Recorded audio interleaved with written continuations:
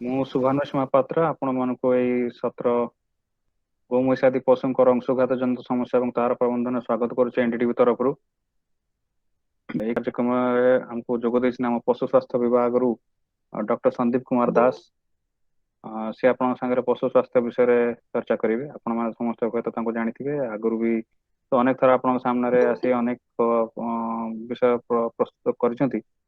ଏବଂ ପଶୁ ପୋଷଣ ବିଭାଗରୁ ଆମର ଏଠି ଯୋଗ ଦେଇଛନ୍ତି ଡକ୍ଟର ପ୍ରୀତମ କୁମାର ସାଇକିଆ। ସିଏ ଆପଣଙ୍କୁ ପଶୁ ପୋଷଣ ବିଷୟରେ ଜଣେଇବେ, ଯୋଉଥିରେ ଆମର ଅଂଶଘାତ ସମସ୍ୟାକୁ କୋଉଭଳି ଭାବରେ ନିୟନ୍ତ୍ରଣ କରିହବ ପଶୁ ପୋଷଣ ଦ୍ଵାରା, ସେ ବିଷୟରେ ସେ ଆପଣଙ୍କୁ ଜଣେଇବେ। ସିଏ ଆପଣଙ୍କ ସାଙ୍ଗରେ ହିନ୍ଦୀରେ କଥାବାର୍ତ୍ତା କରିବେ। ମୁଁ ଏଠି ଆପଣଙ୍କ ସାମ୍ନାରେ ଯଦି ଦରକାର ପଡେ ତେବେ ମୁଁ ତାକୁ ଓଡିଆରେ ଆପଣଙ୍କୁ ବୁଝେଇଦେବି, କିନ୍ତୁ ମୋର ଆଶା ଯେ ଆପଣ ମାନେ ହିନ୍ଦୀରେ କମ୍ଫର୍ଟେବଲ ରହିବେ ବୋଲି। କୌଣସି ଅସୁବିଧା ହେଲେ ଆପଣ ମତେ ପଚାରି ପାରିବେ, ମୁଁ ଆପଣଙ୍କୁ ଯଥା ସମ୍ଭବ କରିବି। ସର୍ବପ୍ରଥମ ମୁଁ ଆପଣ ମାନଙ୍କୁ ଆମର ଏନଡିଟିଭି ଦ୍ଵାରା ପ୍ରସ୍ତୁତ ଏକ ଆପ୍ଲିକେସନ ଇ ଗୋପାଲା ବିଷୟରେ ଆପଣଙ୍କୁ କିଛି ଇନଫର୍ମେସନ ଦେବି, କିଛି ସୂଚନା ଦେବି। ଆପଣ ମାନେ ଜାଣିଥିବେ ଏନଡିଟିଭି ଦ୍ଵାରା ପ୍ରସ୍ତୁତ ଏଇ ଆପ୍ଲିକେସନ ଇ ଗୋପାଲା, ଯାହାକି ଗତ ବର୍ଷ ମାନନୀୟ ପ୍ରଧାନମନ୍ତ୍ରୀ ଶ୍ରୀ ନରେନ୍ଦ୍ର କୁମାର ମୋଦୀଙ୍କ ହାତରୁ ଉନ୍ମୋଚନ କରାହେଲା। ଏବଂ ଏହି ଆପ୍ଲିକେସନ କୁ ଏନଡିଟିଭି ଚାଷୀ ମାନଙ୍କର ଗୋପାଳନ କରୁଥିବା ଚାଷୀ ମାନଙ୍କର ସୁବିଧା ପାଇଁ ଆପ୍ଲିକେସନ କୁ ଡେଭଲପ କରାଯାଇଛି। ଏଟା ଏକ ଆଣ୍ଡ୍ରଏଡ ବେସ୍ ଆପ୍ଲିକେସନ ଏବଂ ଯୋଉମାନେ ଚାଷୀ ଭାଇ ମାନେ ଆଣ୍ଡ୍ରଏଡ ଫୋନ ବ୍ୟବହାର କରୁଛନ୍ତି, ସ୍ମାର୍ଟ ଫୋନ ବ୍ୟବହାର କରୁଛନ୍ତି, ସେମାନେ ଏଇ ଆପ୍ କୁ ଗୁଗଲ ପ୍ଲେ ଷ୍ଟୋରରୁ ଡାଉନଲୋଡ କରିପାରିବେ ଏବଂ ଏହାର ଲାଭ ଉଠେଇ ପାରିବେ। କଣ ଅଛି ଏଇ ଆପ୍ଲିକେସନ ବିଷୟରେ ମୁଁ ଆପଣଙ୍କୁ ସେ ବିଷୟରେ ସଂକ୍ଷିପ୍ତ ବିବରଣୀ ଦେବି।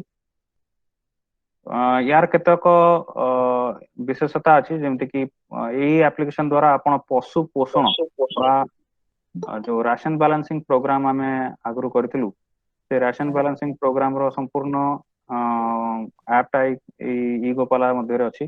ତେଣୁ ଆପଣ ମାନେ ଏଇ ଆପ୍ଲିକେସନ ମାଧ୍ୟମରେ ନିଜ ପଶୁର ରାସନ ବାଲାନ୍ସିଂ ପ୍ରୋଗ୍ରାମ କରିପାରିବେ ଏବଂ ପଶୁ ପୋଷଣ ସମ୍ବନ୍ଧୀୟ ବିଭିନ୍ନ ସୂଚନା ମଧ୍ୟ ଆପଣ ପାଇପାରିବେ।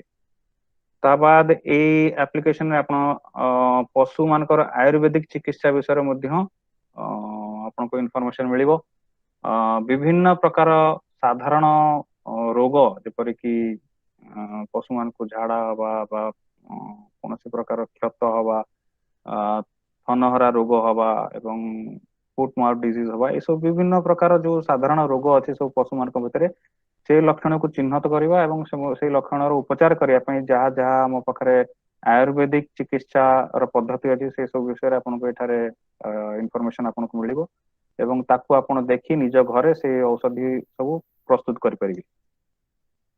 ଏହା ଛଡା ଏଠାରେ ପଶୁ ବାଜାର ର ମଧ୍ୟ ଏକ ଲିଙ୍କ ଅଛି। ପଶୁ ବାଜାର ମାନେ ଏଠାରେ କ୍ରୟ ବିକ୍ରୟ ବିଷୟରେ ନୁହଁ, କ୍ରୟ ବିକ୍ରୟର ଇନଫର୍ମେସନ ସମ୍ବନ୍ଧୀୟ ଆପଣଙ୍କୁ ସୂଚନା ମିଳିବ। କେଉଁଠାରେ ମାର୍କେଟ ଅଛି, କୋଉ ମାର୍କେଟରେ କୋଉ କୋଉ ପଶୁ ଆଭେଲେବଲ ଅଛନ୍ତି ଏବଂ ତାଙ୍କର କଣ ସବୁ ପ୍ରୋସିଜିଅର ଆପଣଙ୍କୁ କିଣିବା ପାଇଁ, ସେଇ ବିଷୟରେ ଆପଣଙ୍କୁ ଇନଫର୍ମେସନ ଏଥିରୁ ମିଳିପାରିବ। ଏଥିରେ ବିଭିନ୍ନ ଭେରାଇଟିର ଗାଈ ବା ମଇଁଷି ଯୋଉମାନେ ସବୁ ଅଛି ମାର୍କେଟରେ ଆଭେଲେବଲ ଅଛନ୍ତି, ସେ ବିଷୟରେ ଆପଣଙ୍କୁ ଇନଫର୍ମେସନ ମିଳିପାରିବ। ତାପରେ ମେରା ପଶୁ ଆଧାର ମାନେ ପଶୁ ଉତ୍ପାଦକତା ଏବଂ ସ୍ୱାସ୍ଥ୍ୟ ସମ୍ବନ୍ଧୀୟ ନେଟୱାର୍କ ବା ଇନାଫ ଯୋଉଟାକୁ ଆମେ କହୁଛୁ, ଆମ ଏନଡିଟିଭି ଦ୍ୱାରା ତିଆରି କରାଯାଇଛି, information network for animal productivity and health. ଏଇ ଆପ୍ଲିକେସନ ମଧ୍ୟ ଏଥିରେ ଆଭେଲେବଲ ଅଛି। ଏଥିରେ ଆପଣଙ୍କୁ ବିଭିନ୍ନ ପଶୁ ସମ୍ବନ୍ଧୀୟ ସୂଚନା, ଯେମିତି କି ଆପଣଙ୍କୁ ମାଇ ଆଲର୍ଟ ଦ୍ଵାରା ଆପଣ ପାଇପାରିବେ, ଯେମିତି କି ଆପଣଙ୍କର ଭ୍ୟାକ୍ସିନେସନ କେବେ ହବ ଏବଂ ଆପଣଙ୍କର ଏଆଇ ଆପଣ କେବେ କରିଥିଲେ, ନେକ୍ସଟ ଆପଣ ତାକୁ କେବେ କଣ ଚେକ୍ କରିବେ, ବା ଏଇ ସବୁ ସମ୍ବନ୍ଧୀୟ ଯୋଉ ସବୁ ଇନଫର୍ମେସନ ଆପଣ ସେଥିରୁ ପାଇପାରିବେ। ତା ଛଡା ଏଥିରେ ପଶୁ ମିତ୍ର, ଯୋଉଟା କି ଏକ ହେଲ୍ପଲାଇନ ସେଣ୍ଟର ଆମର ଏନଡିଟିଭି ଦ୍ୱାରା ତିଆରି କରାଯାଇଛି, ଯୋଉଟା କି ଚାଷୀ ଭାଇ ମାନଙ୍କର ସୁବିଧା ପାଇଁ ଆମେ ଏଇ ହେଲ୍ପଲାଇନ ଆରମ୍ଭ କରିଛୁ। ସେ ହେଲ୍ପଲାଇନ ର ନମ୍ବର ମଧ୍ୟ ଏଥିରେ ଦିଆହେଇଛି। ତଥାପି ମୁଁ ଆପଣମାନଙ୍କୁ ଅନୁରୋଧ କରିବି, ଆପଣ ମାନେ ଚାହିଁଲେ ନମ୍ବରଟାକୁ ନୋଟ କରିଦେଇ ପାରିବେ। ନମ୍ବରଟି ହେଲା 7574835051। ଆମେ ଏଟାକୁ ଚାଟ ବକ୍ସ ରେ ଏଟାକୁ ଟାଇପ କରିଦେବୁ, ଆପଣ ଏଇ ନମ୍ବରଟାକୁ ମଧ୍ୟ ନୋଟ କରିଦେବେ। এই ଆପ୍ଲିକେସନ କୁ ଆପଣ ମାନେ ଡାଉନଲୋଡ କରନ୍ତୁ ଗୁଗଲ ପ୍ଲେ ଷ୍ଟୋରରୁ ଏବଂ ଏହାର ଭରପୁର ଫାଇଦା ନିଅନ୍ତୁ ଏବଂ ଏଥିରେ ଯାହା ସବୁ ଇନଫର୍ମେସନ ଅଛି ଏଗୁଡାକ ନିଶ୍ଚୟ ଆପଣଙ୍କୁ ହେଲ୍ପଫୁଲ ହବ ସେଇଟା ମୋର ଆଶା। ଏଥିରେ ଚାହିଁଲେ ଆପଣ ମାନେ ନିଜର ପ୍ରୋଫାଇଲ ମଧ୍ୟ ଅପଲୋଡ କରିପାରିବେ। ଏଥିପାଇଁ ପ୍ରଥମେ ଆପଣଙ୍କୁ ରେଜିଷ୍ଟ୍ରେସନ କରିବା ଦରକାର ଏବଂ ରେଜିଷ୍ଟ୍ରେସନ ଖୁବ ଇଜି ପ୍ରୋସେସ, ସେଥିରେ କୌଣସି କଷ୍ଟ ନାହିଁ। ମୁଁ ଆପଣଙ୍କୁ ଡିଟେଲ ବିଷୟରେ ଏଠାରେ ଦେବା ପାଇଁ ସମୟ ହବନି, ତଥାପି ଆପଣ ମାନଙ୍କୁ ଯଦି ଏ ବିଷୟରେ ଡିଟେଲ ଜାଣିବାର ଅଛି ତେବେ ଆପଣ ସେଇ ପଶୁ ମିତ୍ର ନମ୍ବର বা ଆମର ହେଲ୍ପଲାଇନ ନମ୍ବରରେ ଫୋନ କରି ଆପଣ ସେ ବିଷୟରେ ସୂଚନା ନେଇ ପ୍ରାପ୍ତ କରିପାରିବେ। ଏ ଆପ୍ଲିକେସନ କୋଉ ଭଳି ଭାବରେ ଦେଖାଯାଏ ମୁଁ ଆପଣଙ୍କୁ ଜଷ୍ଟ ଖାଲି ଏକ ଉଦାହରଣ ଏଠି ଆପଣଙ୍କ ସାମ୍ନାରେ ରଖିଛି। ଆପଣ ଗୁଗଲ ପ୍ଲେ ଷ୍ଟୋର ଏଟାକୁ ଡାଉନଲୋଡ କଲେ ସ୍ପ୍ଲାଶ ସ୍କ୍ରିନ୍ ଏଇଭଳିଆ ଭାବରେ ଆସିବ, ଆପଣଙ୍କୁ ଲଗ୍ଇନ୍ କରିବା ପାଇଁ ଏଇଭଳିଆ ମିଳିବ, ଯୋଉଥିରେ ଆପଣଙ୍କ କଣ୍ଟାକ୍ଟ ନମ୍ବର ଆପଣ ଦେବେ ଏବଂ କଣ୍ଟାକ୍ଟ ନମ୍ବର ଦେଲା ପରେ ଆପଣଙ୍କୁ ରେଜିଷ୍ଟର ହିୟର ଯୋଉ ରହିବ ଏଠି ଆପଣ ରେଜିଷ୍ଟର କରିବେ ଏବଂ ତାପରେ ଆପଣଙ୍କର ଏମିତି ଡିଟେଲ ଆପଣଙ୍କୁ ଦେବାକୁ ପଡିବ ଏବଂ ସେଭ୍ କରିଦେଲେ ଆପଣଙ୍କ ପ୍ରୋଫାଇଲ କ୍ରିଏଟ ହେଇଗଲା, ଆପଣଙ୍କର ରେଜିଷ୍ଟ୍ରେସନ ହେଇଗଲା ଏବଂ ତାପରେ ଆପଣ ତାକୁ ରନ୍ ଥ୍ରୁ କରିପାରିବେ। ଠିକ ଅଛି, ତେବେ ମୁଁ ଏଥିରେ ଆଉ ବିଶେଷ ସମୟ ନ ନେଇ ଆମର ଯୋଉ ମୁଖ୍ୟ କାର୍ଯ୍ୟକ୍ରମ ଯୋଉଟା କି ଆମେ ଆଜି ଏଠାରେ ଉପସ୍ଥିତ ହେଇଛୁ ଆମେ ସେ ବିଷୟରେ ଚର୍ଚ୍ଚା କରିବା, ଯୋଉଟା କି ଆମର ଗ୍ରୀଷ୍ମ ଋତୁରେ ଆମର ଗୃହପାଳିତ ପଶୁ ମାନଙ୍କର ମାନେ ଖାସ କରି ଗୋରୁ ଏବଂ ମଇଁଷି ମାନଙ୍କର ଅଂଶୁଘାତ ଜନିତ ସମସ୍ୟାକୁ ଆମେ କୋଭଳି ଭାବରେ ଚିହ୍ନଟ କରିବା ଏବଂ ତାଙ୍କୁ କୋଭଳି ଭାବରେ ଉପଚାର କଲେ ସେମାନେ ଏଇ ସବୁ ଅସୁବିଧାରୁ ରକ୍ଷା ପାଇପାରିବେ ସେ ବିଷୟରେ ଆମେ ଡିସ୍କସନ ଆରମ୍ଭ କରିବା। ଏଥିପାଇଁ ମୁଁ ଆମନ୍ତ୍ରଣ କରିବି ଡକ୍ଟର ସନ୍ଦୀପ କୁମାର ଦାସକୁ, ଯିଏକି ଆପଣଙ୍କୁ ପଶୁ ସ୍ୱାସ୍ଥ୍ୟ ବିଷୟରେ ଆପଣଙ୍କୁ ଜଣେଇବେ କୋଭଳି ଭାବରେ ଆପଣ ଚିହ୍ନଟ କରିବେ ଯେ ଅଂଶୁଘାତ ହେଇଛି ନା ହେଇନି ଏବଂ ତା ପାଇଁ କଣ ଉପଚାର କରିପାରିବେ ସେ ବିଷୟରେ ଡକ୍ଟର ସନ୍ଦୀପ କୁମାର ଦାସ ପ୍ଲିଜ। ଯେମିତି ମହାପାତ୍ର ସାର୍ କହିଲେ ଯେ ଆଜିର ଯୋଉ ଚର୍ଚ୍ଚାର ବିଷୟ ହେଉଛି ଗୋ ମହିଷ ଆଦି ପଶୁମାନଙ୍କର ଅଂଶୁଘାତ ଜନିତ ସମସ୍ୟା ଏବଂ ତାହାର ପ୍ରବନ୍ଧନ। ଆଉ ଆପଣ ମାନେ ଜାଣିଥିବେ କିଛି ବର୍ଷ ତଳେ ଏମିତି ଦିନେ ଗ୍ରୀଷ୍ମ ଋତୁରେ ଯେମିତି ଲୋକ ବାହାରିବା ଆରମ୍ଭ କଲେ, କେତେ ଜଣ ଲୋକ ଟଳି ପଡିଲେ। ଏମିତି ଅନେକ ଜାଗାରେ ଲୋକ ଯେତେବେଳେ ଟଳି ପଡିଲେ ସେତେବେଳକୁ ଡାକ୍ତରଖାନା ନେଇକି ଗଲା ବେଳକୁ କେତେବେଳେ ମଣିଷ ପ୍ରାଣ ହରାଇଥିଲେ ଏବଂ ସେଇ ସମୟରେ ଗୋଟେ ଆସିଲା ଯେ ଅଂଶୁଘାତ ବୋଲି ଗୋଟେ ଶବ୍ଦ ସମ୍ବାଦ ପତ୍ରରେ ଆସିଲା, ଯାହା ଫଳରେ କଣ କୁହାଗଲା ଲୋକମାନଙ୍କୁ ଯେ ଆପଣ ଗରମ ସମୟରେ ବାହାରିବେନି, ଥଣ୍ଡା ଟାଇମରେ ଘରୁ ବାହାରିବେ, ଯେତେବେଳେ ଯାଉଛନ୍ତି ଖରାରେ ମୁଣ୍ଡ ଉପରେ ଓଦା ଗାମୁଛା ପକେଇକି ଯିବେ, ଦରକାର ପଡ଼ିଲେ ଚଷମା ବ୍ୟବହାର କରିବେ, କାମ ନାହିଁ ଯଦି ଖରାରେ ବାହାରିବେନି, ଏଭଳି କେତୋଟି ଗାଇଡ ଲାଇନ ଦିଆଗଲା ଏବଂ ସେଇ ଗାଇଡ ଲାଇନ ମାନିବା ଦ୍ୱାରା ଲୋକମାନେ ତାଙ୍କର ଜୀବନ ବଞ୍ଚାଇ ପାରିଲେ ଏବଂ ଯେତେବେଳେ ବାହାରକୁ ଯାଆନ୍ତି ସେମାନେ ସାଙ୍ଗରେ ପାଣି ବୋତଲ ବି ନେଇକି ଯାଆନ୍ତି, ସେମାନେ ସାଙ୍ଗରେ ପାଣି ବି ପିଅନ୍ତି, ଯାହା ଦ୍ୱାରା ସେମାନଙ୍କୁ ମଣିଷ ମାନେ ଆମେ ନିଜର ତାପମାତ୍ରା ନିୟନ୍ତ୍ରଣ କରିବା ସହିତ ନିଜ ଜୀବନ ବି ବଞ୍ଚାଇ ପାରିଥାଉ। ସେମିତି ଆଉ ଯଦି ଆମେ ଦେଖିବାକୁ ଯିବା ପଶୁ ମାନଙ୍କର ମଧ୍ୟ ଏଇଭଳିଆ ଅଂଶୁଘାତ ରୋଗ ହୋଇଥାଏ ଏବଂ ଏହାକୁ ଆମେ ଅଂଶୁଘାତ ବା ଗ୍ରୀଷ୍ମ ପ୍ରକୋପ ବୋଲି କହିପାରିବା। ଏଇଭଳିଆ ସମସ୍ୟା କାହିଁକି ଉପୁଜେ ଏବଂ ଏହା ଉପୁଜିଲେ ଆମେ କଣ ଲକ୍ଷଣ ପଶୁ ମାନଙ୍କ ଠାଇଁ ଦେଖିବା ସେ ବିଷୟରେ ଏଇ ଯୋଉ ସ୍ଲାଇଡଟି ହେଇଛି ସେଥିରେ ଆପଣଙ୍କୁ କହୁଛି। ଏଥିରେ କଣ ହବ ନା ଯେମିତି ପରିବେଶର ତାପମାତ୍ରା ବଢିଗଲା ସେମିତି ପଶୁମାନଙ୍କ ଶରୀରର ତାପମାତ୍ରା ବଢିଯିବ। ପଶୁର ଶରୀରର ତାପମାତ୍ରା ବଢିଗଲେ ପଶୁ ଆଉ ଖାଦ୍ୟ ଠିକ ଭାବରେ ଖାଇବ ନାହିଁ। ଆଉ ଆପଣ ମାନଙ୍କୁ ମୁଁ ବାରମ୍ବାର ବୁଝେଇଛି ଯେ ଆମ ଯୋଉ କ୍ଷୀର ବ୍ୟବସାୟ କରୁଛେ, କ୍ଷୀର ବ୍ୟବସାୟରେ ଆମେ ସବୁବେଳେ ଆମେ ଚାହୁଁଛେ ଯେମିତି ଗାଈ ମାନଙ୍କର ଆମର ପ୍ରଡକ୍ସନ ବା କ୍ଷୀର ଉତ୍ପାଦନ ବଢୁ। ଯଦି ଗାଈ ତାର ଖାଇବା କମେଇ ଦଉଛି ତାର କ୍ଷୀର ଉତ୍ପାଦନ ମଧ୍ୟ କମିଯିବ। ଏହା ସହିତ କଣ ହବ ନା ପଶୁ ମାନଙ୍କର ଝାଳ ବୋହିବ, ଝାଳ ବୋହିଲେ ଆଉ ତାପରେ କଣ ହବ ଯେମିତି ଟେମ୍ପରେଚର ବଢିଯାଏ, ତାପମାତ୍ରା ବଢିବା ସହିତ ଅକ୍ସିଜେନ କଣ୍ଟେଣ୍ଟ କମ ହୋଇଯାଇଥାଏ, ଯାହାଫଳରେ ତାକୁ ନିଶ୍ୱାସ ନେବାକୁ କଷ୍ଟ ହେବ, ସେ ଧକେଇବ, ପଶୁ ଶ୍ୱାସକ୍ରିୟା ଦର ବି ବଢିଯିବ, ରକ୍ତ ସଞ୍ଚାଳନ ବଢିଯିବ। ଆଉ ଅନ୍ୟ ହରମୋନାଲ ଲେବୁଲରେ ଦେଖିଲେ ବୃଦ୍ଧିକାରକ ହରମୋନ କମିଯିବ, ପାଣି ପଶୁ ଦରକାର କରିଥାଏ, କ୍ଷୀର ଦେବା କ୍ଷମତା କମି ଯାଇଥାଏ, ପ୍ରଜନନ କ୍ଷମତା କମିଥାଏ ଏବଂ ଯଦି ଆମେ ଗରମରୁ ପଶୁକୁ ବାହାର ନ କରୁଛେ ତାହେଲେ ଶେଷ ଅବସ୍ଥାରେ ପଶୁ ମୃତ୍ୟୁ ମୁଖରେ ପଡିଥାଏ। ଆପଣଙ୍କୁ ଗଲା ସ୍ଲାଇଡରେ ବୁଝେଇଲି ଯେ ପଶୁ ମାନଙ୍କର ଖାଇବା ପିଇବା କମିଗଲେ ସେମାନଙ୍କର ଦୁଗ୍ଧ ଉତ୍ପାଦନ କମିଯାଏ। ଗୋଟିଏ ରିସର୍ଚ୍ଚ ହେଇଛି, ସେଥିରେ ଦେଖାଯାଇଛି ଯେ ଏଇ ଯୋଉ ତାପମାତ୍ରା ବଢିବା ସହିତ ଦୁଗ୍ଧ ଉତ୍ପାଦନ ମଧ୍ୟ କମି ଯାଇଥାଏ ଏବଂ ବିଭିନ୍ନ ପ୍ରକାର ବିଭିନ୍ନ ପ୍ରଜାତିର ଗାଈ ଏଥିପାଇଁ ସମ୍ବେଦନଶୀଳ, ବିଭିନ୍ନ ହିସାବରେ ସମ୍ବେଦନଶୀଳ। ଯଦି ଆମେ ଦେଖିବା ବ୍ରାଉନ ସୁଇସ୍ ଗାଈ ଅଧିକା ସମ୍ବେଦନଶୀଳ, ବ୍ରାଉନ ସୁଇସ୍ ପରେ होल्स्टीन तापर जर्सी एवं सबुठ शेष आमर देसी गाई जो माने कम क्षीर दे था से कम संवेदनशील अर्थात जो गाई मैंने अधिक क्षीर उत्पादन करती से टेम्परेचर प्रति तापमान प्रति अधिक संवेदनशील। ग्राफ रे आप देखिपारे जे दुग्ध उत्पादन y एक्सिस रे दिया जाइए तापमात्रा x एक्सिस रे दिया जाइए। तापमात्रा जो 27 डिग्री पाखापाखि होची प्राय समस्त गाई जमी ब्राउन स्विस गाई है, होल्स्टीन गाई है, जर्सी गाई है एवं देसी गाई है से दुग्ध उत्पादन धीरे धीरे कमिया को लगुच एवं ए कमिटा सबुठ अधिक होची ब्राउन स्विस गाई रे, सबुठ कम होची देसी गाई रे जो माने देसी गाई माने जो माने 5 लिटर कम क्षीर दौरान। तेणु आमे पशु मानकर जदि उत्पादन बजाय रखा चाहिए तेणु आमे जो गरम नियंत्रण बा ग्रीष्म प्रकोप नियंत्रण पर सठिक पदक्षेप नेबा दरकार। जमती सार कहले जे आमे पशु को देखिए केमिति जानिबा को पशु को स्तर रे अछि बा को पशुर को अवस्था रे अछि। वर्तमान आपन को जिते पशु संकेत विषय गोटे आमर सेसन होता से पशु मानकर निश्वास प्रश्वास केमती अवलोकन करेंगे एवं से प्रति आपन को निर्णायक आपन को बतई।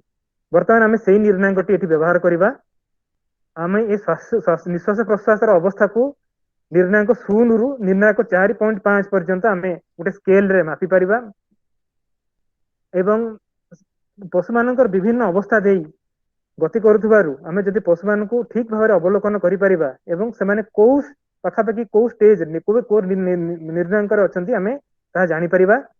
जोटी 0 निर्णायकटी होची पशु सामान्य अवस्था एवं 4.5 जो निर्णायकटी दिया जायछि सेटा होय सबटु गंभीर अवस्था। जो जो पशु जदि धक्काउनी जो छातीर गति जना आमे निश्वासटा को पटु मापिबा म आपनको कहिथिली जे जो स्वास्थ्य संकेत क्लास रे जे पशुर निश्वास मापिबा कहले आमे पशुर डाहाण पटे हमकु ठिया पड़िबो तार तळी पट पाखु देखिया पड़िबो केते थरो उठुची पडुची एवं सेथुर आमे जानि परिबा तार निश्वास नेबा दर केते बा हार केते। जो पशु धक्कौ नथिबो छातीर गति जना पडु नथिबो आ प्रति मिनिट को श्वासक्रिया 40 रु कम हेतिबो सेही पशुर निर्णायक 0 होइथाय। जदि तापमात्रा बढ़िया सहित पशु धक्काइबो पाटिर लाल बाहाइबो एवं अधिक जोरे धक्काइबो लाल गड़िबो पाटिरु पाटी खोली निश्वास नेबो सेही अवस्था रे तार स्कोर टी 2 हो जाय थाय। 2 निर्णायक सह जतो पाटी खोली के रखिबो जीभ काढु नथिबो सेतेबेले तार निर्णायक को स्कोर को आमे 2.5 बोली कहिथाउ एवं एही समय रे श्वास प्रश्वास दर निश्वास प्रश्वास 70 रु 120 हो जाय थाय प्रति मिनिट को। जदि यहाँ पर पाटी खोलिबो पाटिर लाल बाहरिबो बेक लंबे रखिथिबो मुंड उपरु कर रखिथिबो एही समय निर्णायक 3 ही थाय एवं एही समय रे आपण जदि देखिबे तार निश्वास प्रश्वास गति 120 रु 160 पर्यंत जाय पारे। जदि 3 निर्णायक सह जीभ टिके काढीची बेले बेले पूरा बाहर काढिथिबो अधिक लाल बाहर थिबो तो ए छबिटी देखंतु एटा होची 3.5 निर्णायक। पाटी खोली थो जीभ अधिक समय पे पूरा बाहर को बाहर करथिबो अधिक लाल बाहर थो बेक लंबाई मुंड उपरु को रखिथिबो जदि मुंड उपरु को रखिछि ए सब अवस्था थाई कि ताले निर्णायक 4 एवं एही समय रे निश्वास दर 160 रु अधिका। 4 निर्णायक सह मुंड तळु को रखिबो निश्वास गति पेट पाखु जना पड़थिबो लाल बाहर न पारे मुंड जेतु तळु को अछि एवं एतर सब जाक लक्षण जना पड़ुछि एही पशुटी वर्तमान निर्णायक 4.5 रे अछि। एथिरे एटा होछि सांघातिक अवस्था। ए बडी अवस्था रे पशु यदि बेक तळु को करी रखिछि पाटी खोली निश्वास नउछि एवं निश्वास दर जेतो 4 निर्णायक थिला 160 थिला एथिरे कोन हबो ना निश्वास दर धीरे धीरे कमी जिवो एवं पशु जदि आमे गरम रु बाहर न करिबा ता ऊपर यदि पानी न ढालिबा बा ताको ठंडा जागा को न नेकी जिबा पशु मृत्यु मुखरे पड़ी पारे। वर्तमान आपणकर पशुंकर लक्षण देखि जदि तांकर झाल बहुची धक्कौची पाटिरु लाल गडुची ए सब देखि आपण केमति स्कोरिंग करिकि केमति जानि परिबे को पशु बेसी समस्यार सम्मुखीन होगा जाउची अति शीघ्र समस्यार सम्मुखीन होगा जाउची आपण जानि परिबे। यह व्यतीत आ गोटे सूचकांक अछि जाहाको आमे कहिथाउ थर्मल ह्यूमिडिटी इंडेक्स जोटा होची तापमात्रा एवं आर्द्रता दुईटा जगह को नेकी आमे जानि परिबा जे हमर गृहपालित पशु बा गौ महिषादी पशु माने अंशुघातर शिकार हे परिबे कि नाही। तेणु केमती आमे जानिबा एथिपाई आमर कोन दरकार ना एथिपाई आमे देखिथिबा अनेक फार्म रे बा अनेक लोक तांकर गुहाल रे कौन ना ड्राई बॉल बा वेट बॉल थर्मोमीटर रखिछंती। ड्राई बॉल थर्मोमीटर जोटा होची सुखा बॉल थर्मोमीटर एवं एथरे कोन हुए ना आमे तापमात्रा देखै थाउ। तापमात्रा सहित आमे कोन करिबा ना दुईटा जाक थर्मोमीटर आमे तापमात्रा नबा एवं दुईटा जाक तापमात्रा फरक डिफरेंस केते नबा। आ सब बेले मन रखिबे ड्राई बॉल तापमात्रा सब बेले अधिक हबो, वेट बॉल तापमात्रा के कम थिबो। तेणु दुईटा जाक तापमात्रा माइनस कला परे आमे आपेक्षिक आर्द्रता मापिबा। आपेक्षिक आर्द्रता मापिला परे आमे से इंडेक्स बा इंडेक्स वैल्यूटी कैलकुलेट करिबा। तेणु वर्तमान आमे कोन कलिबा ना जो ड्राई बॉल थर्मो टेम्परेचर रहिला, धरंतु ड्राई बॉल टेम्परेचर हमर रहिला 32 डिग्री रहिला एवं वेट बॉल टेम्परेचर रहिला 29 डिग्री। तेणु एपटे ड्राई बॉल टेम्परेचर नाली नाली साही रे दिया जायछि एवं टेम्परेचर डिफरेंस ड्राई बॉल बा वेट बॉल रो एपटे डाहाण पटे दिया जायछि। जदि ड्राई बॉल टेम्परेचर 32 डिग्री अछि एवं वेट बॉल टेम्परेचर 3 डिग्री ताले टेम्परेचर डिफरेंस होछि 3 डिग्री। सही हिसाब रे देखिया गले आपेक्षिक आर्द्रता होछि 80। आपण देखंतु आपेक्षिक आर्द्रता 80 32 रु 3 डिफरेंस गले 80 एवं तार जो टेबल तबरे कोन हुए ना जेहेतु दुईटा जिंस हमें नौचे ना गोटे तापमात्रा नौचे गोटे आपेक्षिक आर्द्रता नौचे एक निर्दिष्ट तापमात्रा रे जदि आपेक्षिक आर्द्रता बढ़िबो ताले पशु को आराम कमी जीवो। आमे देखिबा अनेक समय रे कोन हुए जे खरा दिने तापमात्रा बढ़िया सहित आम देहरु झाड़ बाहर एवं झाड़ चुपकी रहे कहीं ह्यूमिडिटी बढ़ी जाए से समय आमको बहुत चिड़ा लगे। तेणु दुईटा जिन आम देखुचे गोटे तापमात्रा देखुचे आ गोटे ह्यूमिडिटी बा आपेक्षिक आर्द्रता देखुचे। ये तापमात्रा और आपेक्षिक आर्द्रता ये दुईटा को लेकिन आमर जो इंडेक्स बा सूचकांकटी कैलकुलेट होता है। जदि सूचकांक 78 रु अधिक है जो स्कोर टी आमे नेक्स्ट स्लाइड रे काढिबा 78 रु अधिक हेले पशु मानकर दुग्ध उत्पादन उपर प्रभाव पड़ी थाए। जदि 89 बा 89 हे गला या हेले कोन हबो ना पशु उपर गभीर ग्रीष्म प्रकोप बा गभीर अंशुघात स्तर को दर्शाई। केमती हबो ना आमे ड्राई बॉल एपटे बाम पटे देखंतु जो सेल्सियस और फारेनहीट दिया जायछि एपटे डिग्री सेंटीग्रेड रे दिया जायछि। जेमती आपन कहथिली हमर एटा हैला 32 डिग्री हमर ड्राई बॉल टेम्परेचर आमे नै गले सेंटीग्रेड स्केल नै गले एटा फारेनहीट स्केल तार सेटा पाखा पाखी 90 होउछि एवं जदि एपटे आपेक्षिक आर्द्रता दिया जायछि एपटे कलम रे जदि आपेक्षिक आर्द्रता 80 हैला 32 टेम्परेचर को करेस्पोंड कला ताले आमे देखिबा जे हमर स्कोर होउछि इंडेक्स होउछि 86।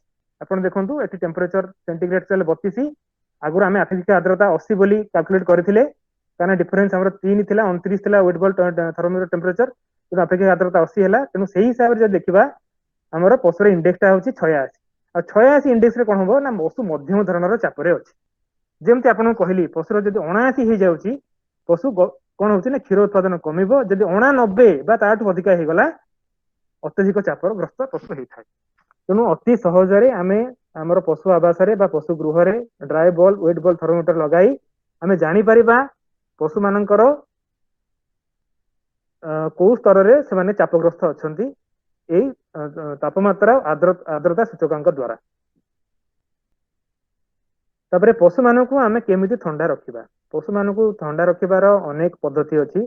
जदि पशु मानक उपरे आमे देखिबा पानी पकेइबा पानी पकेले कोन हबो गरम समय रे पानी रे पशुर तापमात्रा को कम करिवो एवं पानी इवापोरेट हे गला बेले पशु शरीर रो किछि तापमात्रा नेकी पळेइबो जहा द्वारा कोन हबो पशु मानकु सामयिक आराम मिलि थाए। एथिपाई अनेक फार्म रे ओडिसा भी अनेक फार्म अछि जो माने एई भलिया पशु ठंडा रखिया पई स्प्रिंकलर बा पानी सिंचन यंत्र सहायता रे सेमानकु पशु मानकु ठंडा रखि थांती। ए पानी सिंचन यंत्र पई आपन कोन करिया पड़िबो ना गोटे पानी टांकी रे व्यवस्था करिया पड़िबो। पानी टांकी रे कैपेसिटी 100 लिटर बा 200 लिटर होई पारे।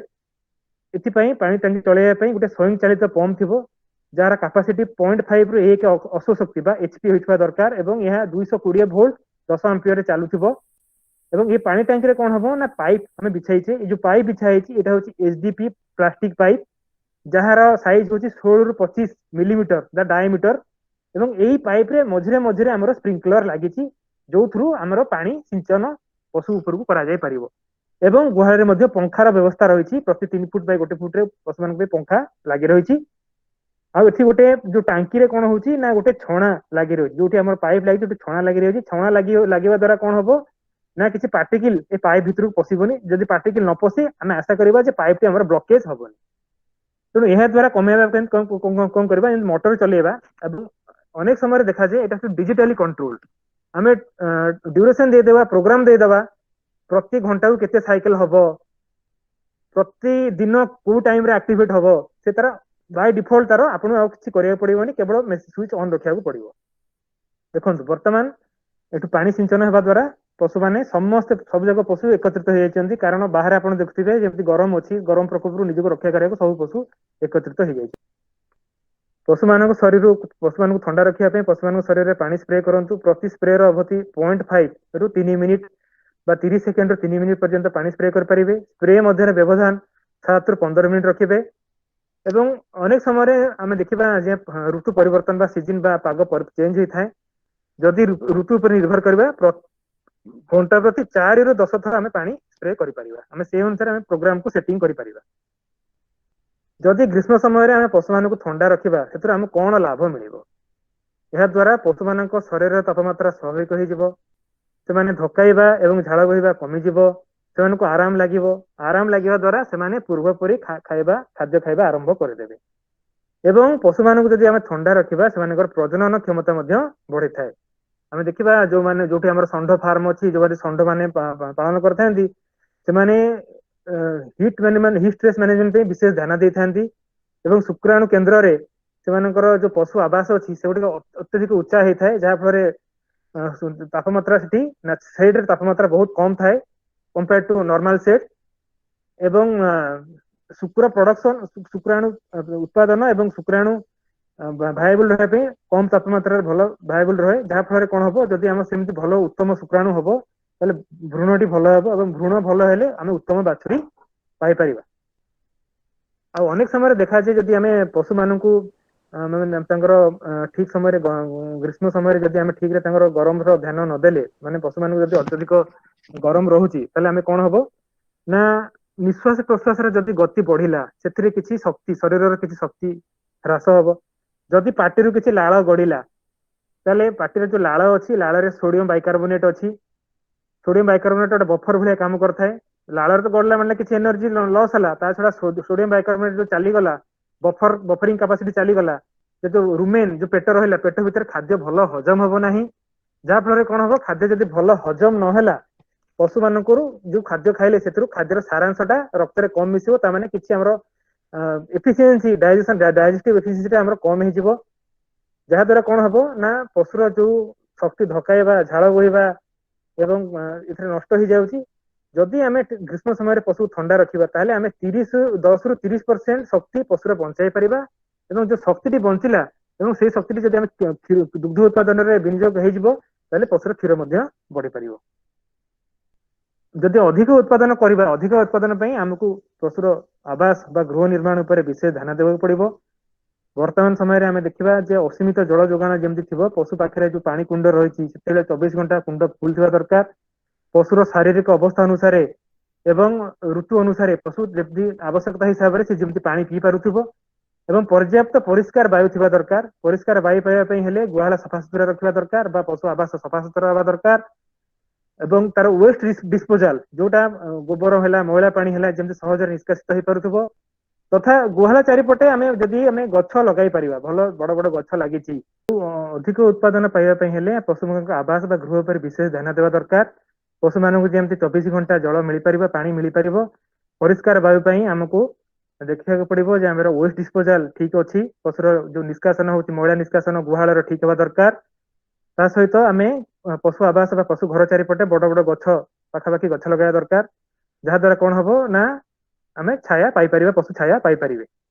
ଅନେକ ସମୟରେ ଦେଖାଯାଇଥାଏ ଯେ ଯଦି ଆମର ଅନେକ ଚାଷୀ ଭାଇଙ୍କର କେବଳ ଗୋଟିଏ ବା ଦୁଇଟି ପଶୁ ଅଛନ୍ତି, ତେଣୁ ସେ ଅବସ୍ଥାରେ ଯଦି ଆମେ ଦେଖିବା ଯେମିତି ସୂର୍ଯ୍ୟ ପୂର୍ବ ଦିଗରେ ଉଦୟ ହୋଇ ପଶ୍ଚିମ ଦିଗରେ ଅସ୍ତ ହଉଛନ୍ତି, ଏବଂ ସୂର୍ଯ୍ୟ ଯେତେବେଳେ ମଧ୍ୟାହ୍ନ ସମୟରୁ ମୁଣ୍ଡ ଉପରେ ଥାଆନ୍ତି ଏବଂ ଧୀରେ ଧୀରେ ପଶ୍ଚିମ ଆଡକୁ ଗତି କରନ୍ତି, ସେଇ ସମୟରେ ଯୋଉ ଖରାଟା ଆସେ, ସେ ଖରାଟା ପଶୁମାନଙ୍କ ପାଇଁ ଅତ୍ୟନ୍ତ କ୍ଷତିକାରକ ହୋଇଥାଏ। ତେଣୁ ଯଦି ଆପଣ ଘର ତିଆରି କରିବା ଅବସ୍ଥାରେ ନାହାନ୍ତି ବା ବର୍ତ୍ତମାନ ସମୟରେ ଯେମିତି ଚାଲିଛି, ଯଦି ନୂଆ କିଛି ଖର୍ଚ୍ଚ କରିବାକୁ ଚାହୁଁନାହାନ୍ତି, ତେଣୁ ଯୋଉ ପଟେ ପଶ୍ଚିମ ପଟେ ଯଦି ପଶୁକୁ କଭର କଲା ଭଳିଆ କାନ୍ଥଟି ଅଛି, ଏ ଛବିଟି ଦେଖନ୍ତୁ, ଏବଂ ଏ ଅନ୍ୟ ତିନି ପଟେ ଖୋଲା ଅଛି। ତେଣୁ ସେମିତିଆ ଜାଗାଟି ଯଦି ଆପଣ ପାଇଲେ, ପଶୁଟିକୁ ଖରା ସମୟରେ ସେ ପଶୁଟିକୁ ସେଇଠି ଆପଣ ବାନ୍ଧି ପାରିବେ। ଯାହା ଦ୍ୱାରା କଣ ହବ ନା ପଶୁ ଶରୀରରେ ସିଧା ଖରା ପଡିବ ନାହିଁ जहाँ फल पशु को आप कम तापमात्रा रखिपारे। या सहित आहरी कहबी अनेक चाषी भाई मैंने अच्छा जो मैंने दिन में कम करने जाती तेणु से घर लोक को विशेष भाव में कहीकि जावा दरकार जदि से गुआल रक्षा व्यवस्था ना तेणु जो समय खरा पड़ुची पशु को अल्टरनेट जगह बा अन्य को जगह आम बांधि पारिबा खरा बेल समय से समय विशेष जत्नवान होगा दरकार।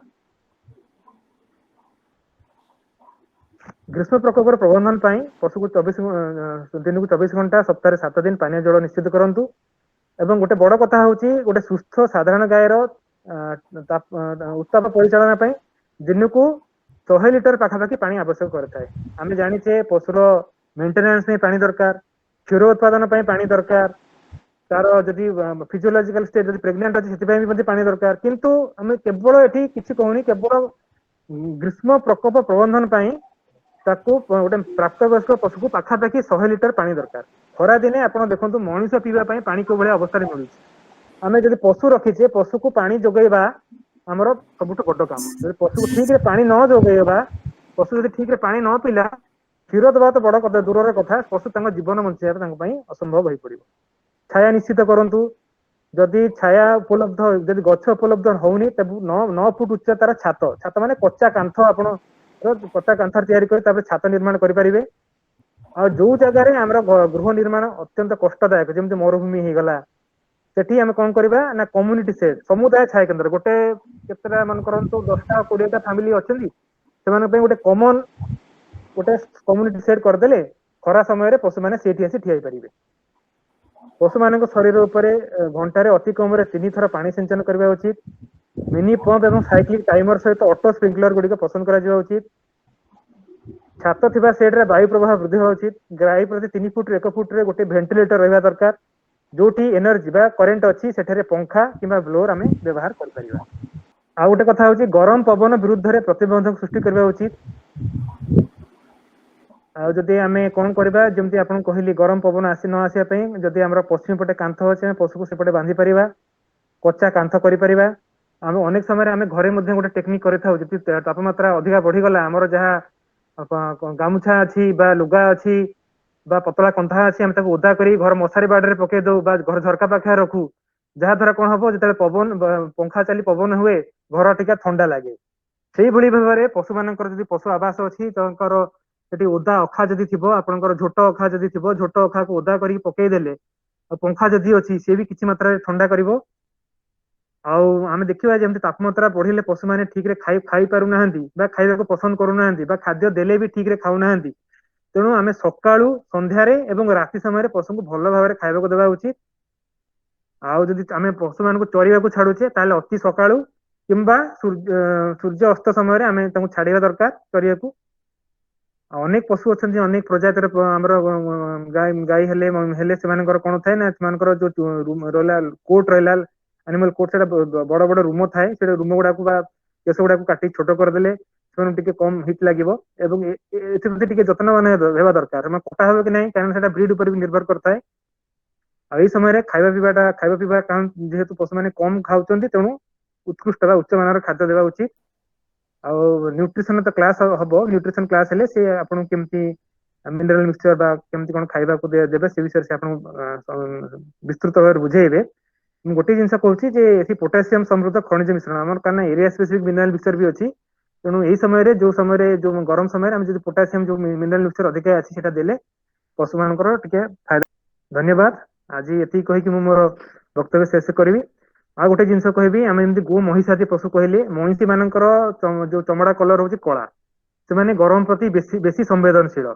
आ महिषी मैंने कौन करती ना पानी रे बुड़ी रहा पसंद करती तेणु से जदि गड़िया पाखे थी जो पानी बुड़ी रोचे से पानी जब बुझे भर्ती करेंगे द्वारा कौन हम ना से वालोइंग पानी बुड़ी रही बुड़ी रही से नाचुराल गोटे इनस्टिंक्ट गोटे से स्ट्रेस कम हिट स्ट्रेस कम। आउ जदि आप देखुं जब कच्चा कांथ तैयारी करें जब या अवस्था नहांती असुविधा रही आम देखा अनेक समय अनेक फार्म जो जाइए देखा ग्रीन नेट सबुज कलर नेट से व्यवहार करती तेणु जदि सेमती खुंटी खुंटी अच्छी खुंटी पोती जदि आम सबुज कलर कपड़ा ग्रीन कपड़ा ग्रीन नेट जदि बांधि पारिबा ताले आम सीधा सड़क सूर्य किरण रू पशु मान रक्षा कर पारिबा। आपण माने जोग देथिबारु आपन बहुत बहुत धन्यवाद ज्ञापन करूची। ଏବଂ ଆପଣଙ୍କର ଯାହା ପ୍ରଶ୍ନ ରହିଲା କାର୍ଯ୍ୟକ୍ରମ ଶେଷରେ ଆପଣ ପଚାରି ପାରିବେ। ଧନ୍ୟବାଦ। ଆପଣ ମାନେ ବର୍ତ୍ତମାନ ଶୁଣିଲେ ପଶୁ ସ୍ୱାସ୍ଥ୍ୟ ସମ୍ବନ୍ଧୀୟ ସୂଚନା, ଯୋଉଥିରେ ଡକ୍ଟର ଦାସ ଆପଣ ମାନଙ୍କୁ ବୁଝେଇଲେ କିପରି ଭାବରେ ଆପଣ ମାନେ ପଶୁର ଅଂଶୁଘାତ ଜନିତ ସଂକେତକୁ ଚିହ୍ନଟ କରିବେ ଏବଂ ତାର ଉପଚାର କରିବେ। ପଶୁର ସ୍ୱାସ୍ଥ୍ୟ ପ୍ରତି ଆପଣଙ୍କୁ ଯତ୍ନ ନେବା ବର୍ତ୍ତମାନ ସମୟରେ ବହୁତ ଆବଶ୍ୟକ ଏବଂ ପାଣି ଆପଣ ତାଙ୍କୁ ସଫିସିଏଣ୍ଟ ଯୋଗାଇ ଦେଲେ ସେମାନେ ନିଶ୍ଚୟ ସୁସ୍ଥ ରହିବେ। ବର୍ତ୍ତମାନ ଆସନ୍ତୁ ଶୁଣିବା ପଶୁ ପୋଷଣ ସମ୍ବନ୍ଧୀୟ କଣ କଣ କାର୍ଯ୍ୟ ପଦକ୍ଷେପ ନେଇପାରିବା ଆମେ ମାନେ, ଯୋଉଥିରେ ଆମେ ଆମର ପଶୁ ମାନଙ୍କୁ ସୁସ୍ଥ ସବଳ ରଖିପାରିବା ଏବଂ ଅଂଶୁଘାତରୁ ଦୂରରେ ରଖିପାରିବା। ଏ ବିଷୟରେ ଆପଣଙ୍କୁ ସୂଚନା ଦେବେ ଡକ୍ଟର ପ୍ରୀତମ କୁମାର ସାଇକିଆ। ସେ ହିନ୍ଦୀରେ ଆପଣଙ୍କ ସାଙ୍ଗରେ ବାର୍ତ୍ତାଳାପ କରିବେ ଏବଂ ଯଦି ଆପଣଙ୍କୁ ବୁଝିବାର କୌଣସି ସମସ୍ୟା ହୁଏ ତ ପ୍ରଶ୍ନ କରିପାରିବେ। ମଝିରେ ମଧ୍ୟ ଚାହିଁଲେ ଆପଣ ତାଙ୍କୁ ଆଉ ଥରେ ପ୍ରଶ୍ନ ପଚାରି ପାରିବେ, କାରଣ ମୁଁ ଚାହୁଁନି ଯେ ହିନ୍ଦୀରେ ଆପଣ ସମ୍ପୂର୍ଣ୍ଣ କାର୍ଯ୍ୟକ୍ରମଟା ଶୁଣିଲା ପରେ ଆପଣଙ୍କର ହୁଏତ ମନେ ରହିବ ନ ରହିବ, ତେଣୁ ସେଥିପାଇଁ ଆପଣ ଚାହିଁଲେ ମଝିରେ ମଧ୍ୟ ଆପଣ ମତେ ପଚାରି ପାରିବେ। ତାହେଲେ ମୁଁ ଆଉ ବିଳମ୍ବ ନ କରିବି ଡକ୍ଟର प्रीतम कुमार साइकिया को अनुरोध करी से प्रस्तुति रखु। आप सभी लोगों को नमस्कार। मैं डॉक्टर प्रीतम किशोर सैकिया पशु पोषण विभाग में काम करता हूं और अभी ये जो सत्र है उसमें हम जानवर को खिलाने पिलाने से कैसे हम जो हीट स्ट्रेस होता है या गर्मी से जो तनाव होता है उसको हम कैसे कम कर सकते हैं उसके बारे में हम जानकारी लेंगे। अभी मेरे पहले जो अपने साथी जो बोल रहे थे उन्होंने काफ़ी विस्तार से हीट स्ट्रेस के बारे में बताया कि कितने THI में हीट स्ट्रेस होता है, उसमें रख रखाव में क्या क्या चीज़ों पे ध्यान देना है इसके बारे में बताया। मैं सिर्फ जो खिलाने पिलाने पे क्या ध्यान हम रख सकते हैं उसके बारे में बताएंगे। उसके बाद अगर आपके मन में कोई प्रश्न होगा तो अपना जो सत्र है, सत्र के बाद में क्वेश्चन आवर में हम लोग आपके प्रश्न के जवाब देने की कोशिश करेंगे। मैं आशा करता हूं कि मेरी आवाज़ आप लोगों को सही तरीके से सुनाई दे रहा होगा। अभी तक हम लोगों ने जाना कि गर्मी के तनाव क्या है और उसमें क्या क्या संकेत पशु जो है अपने को देते हैं, तो ये सब चीज़ें हम अभी ज़्यादा उसके ऊपर हम चर्चा नहीं करेंगे।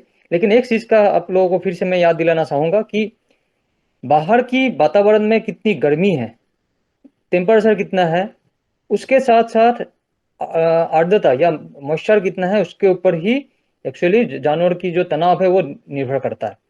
हो सकता है बाहर गर्मी ज़्यादा हो लेकिन अगर मॉइस्चर कम है, आर्द्रता कम है तो इतना तनाव नहीं होगा। लेकिन उसी टेम्परेचर पे अगर ज़्यादा आर्द्रता होगा, बाहर मॉइस्चर जो अगर ज़्यादा होगा तो उस जानवर को ज़्यादा गर्मी का तनाव होता है। अब गर्मी का तनाव महसूस क्यों होता है? हर एक इंसान में, हर एक जानवर में एक सेल्फ रेगुलेटरी मैकेनिज्म होता है। जैसे अब हम लोगों का क्या है, हम लोगों को अगर ज़्यादा गर्मी लगती है तो हम लोग क्या करते हैं, छाँव में जाने की कोशिश करते हैं, पंखा चलाते हैं, अपने को पसीना आता है। तो ये सब जो होता है या ये जो चीज़ें हम करते हैं उसको हम कोशिश करते हैं कि जो गर्मी है उसको, उससे जो तनाव हो रही है उसको हम कम रखें। जानवर के साथ भी ऐसे ही होता है। जानवर के शरीर के अंदर जितनी गर्मी है या बाहर से जितनी गर्मी उसके शरीर के अंदर गया, उसको अगर सही तरीके से वो बाहर नहीं निकल पाते हैं,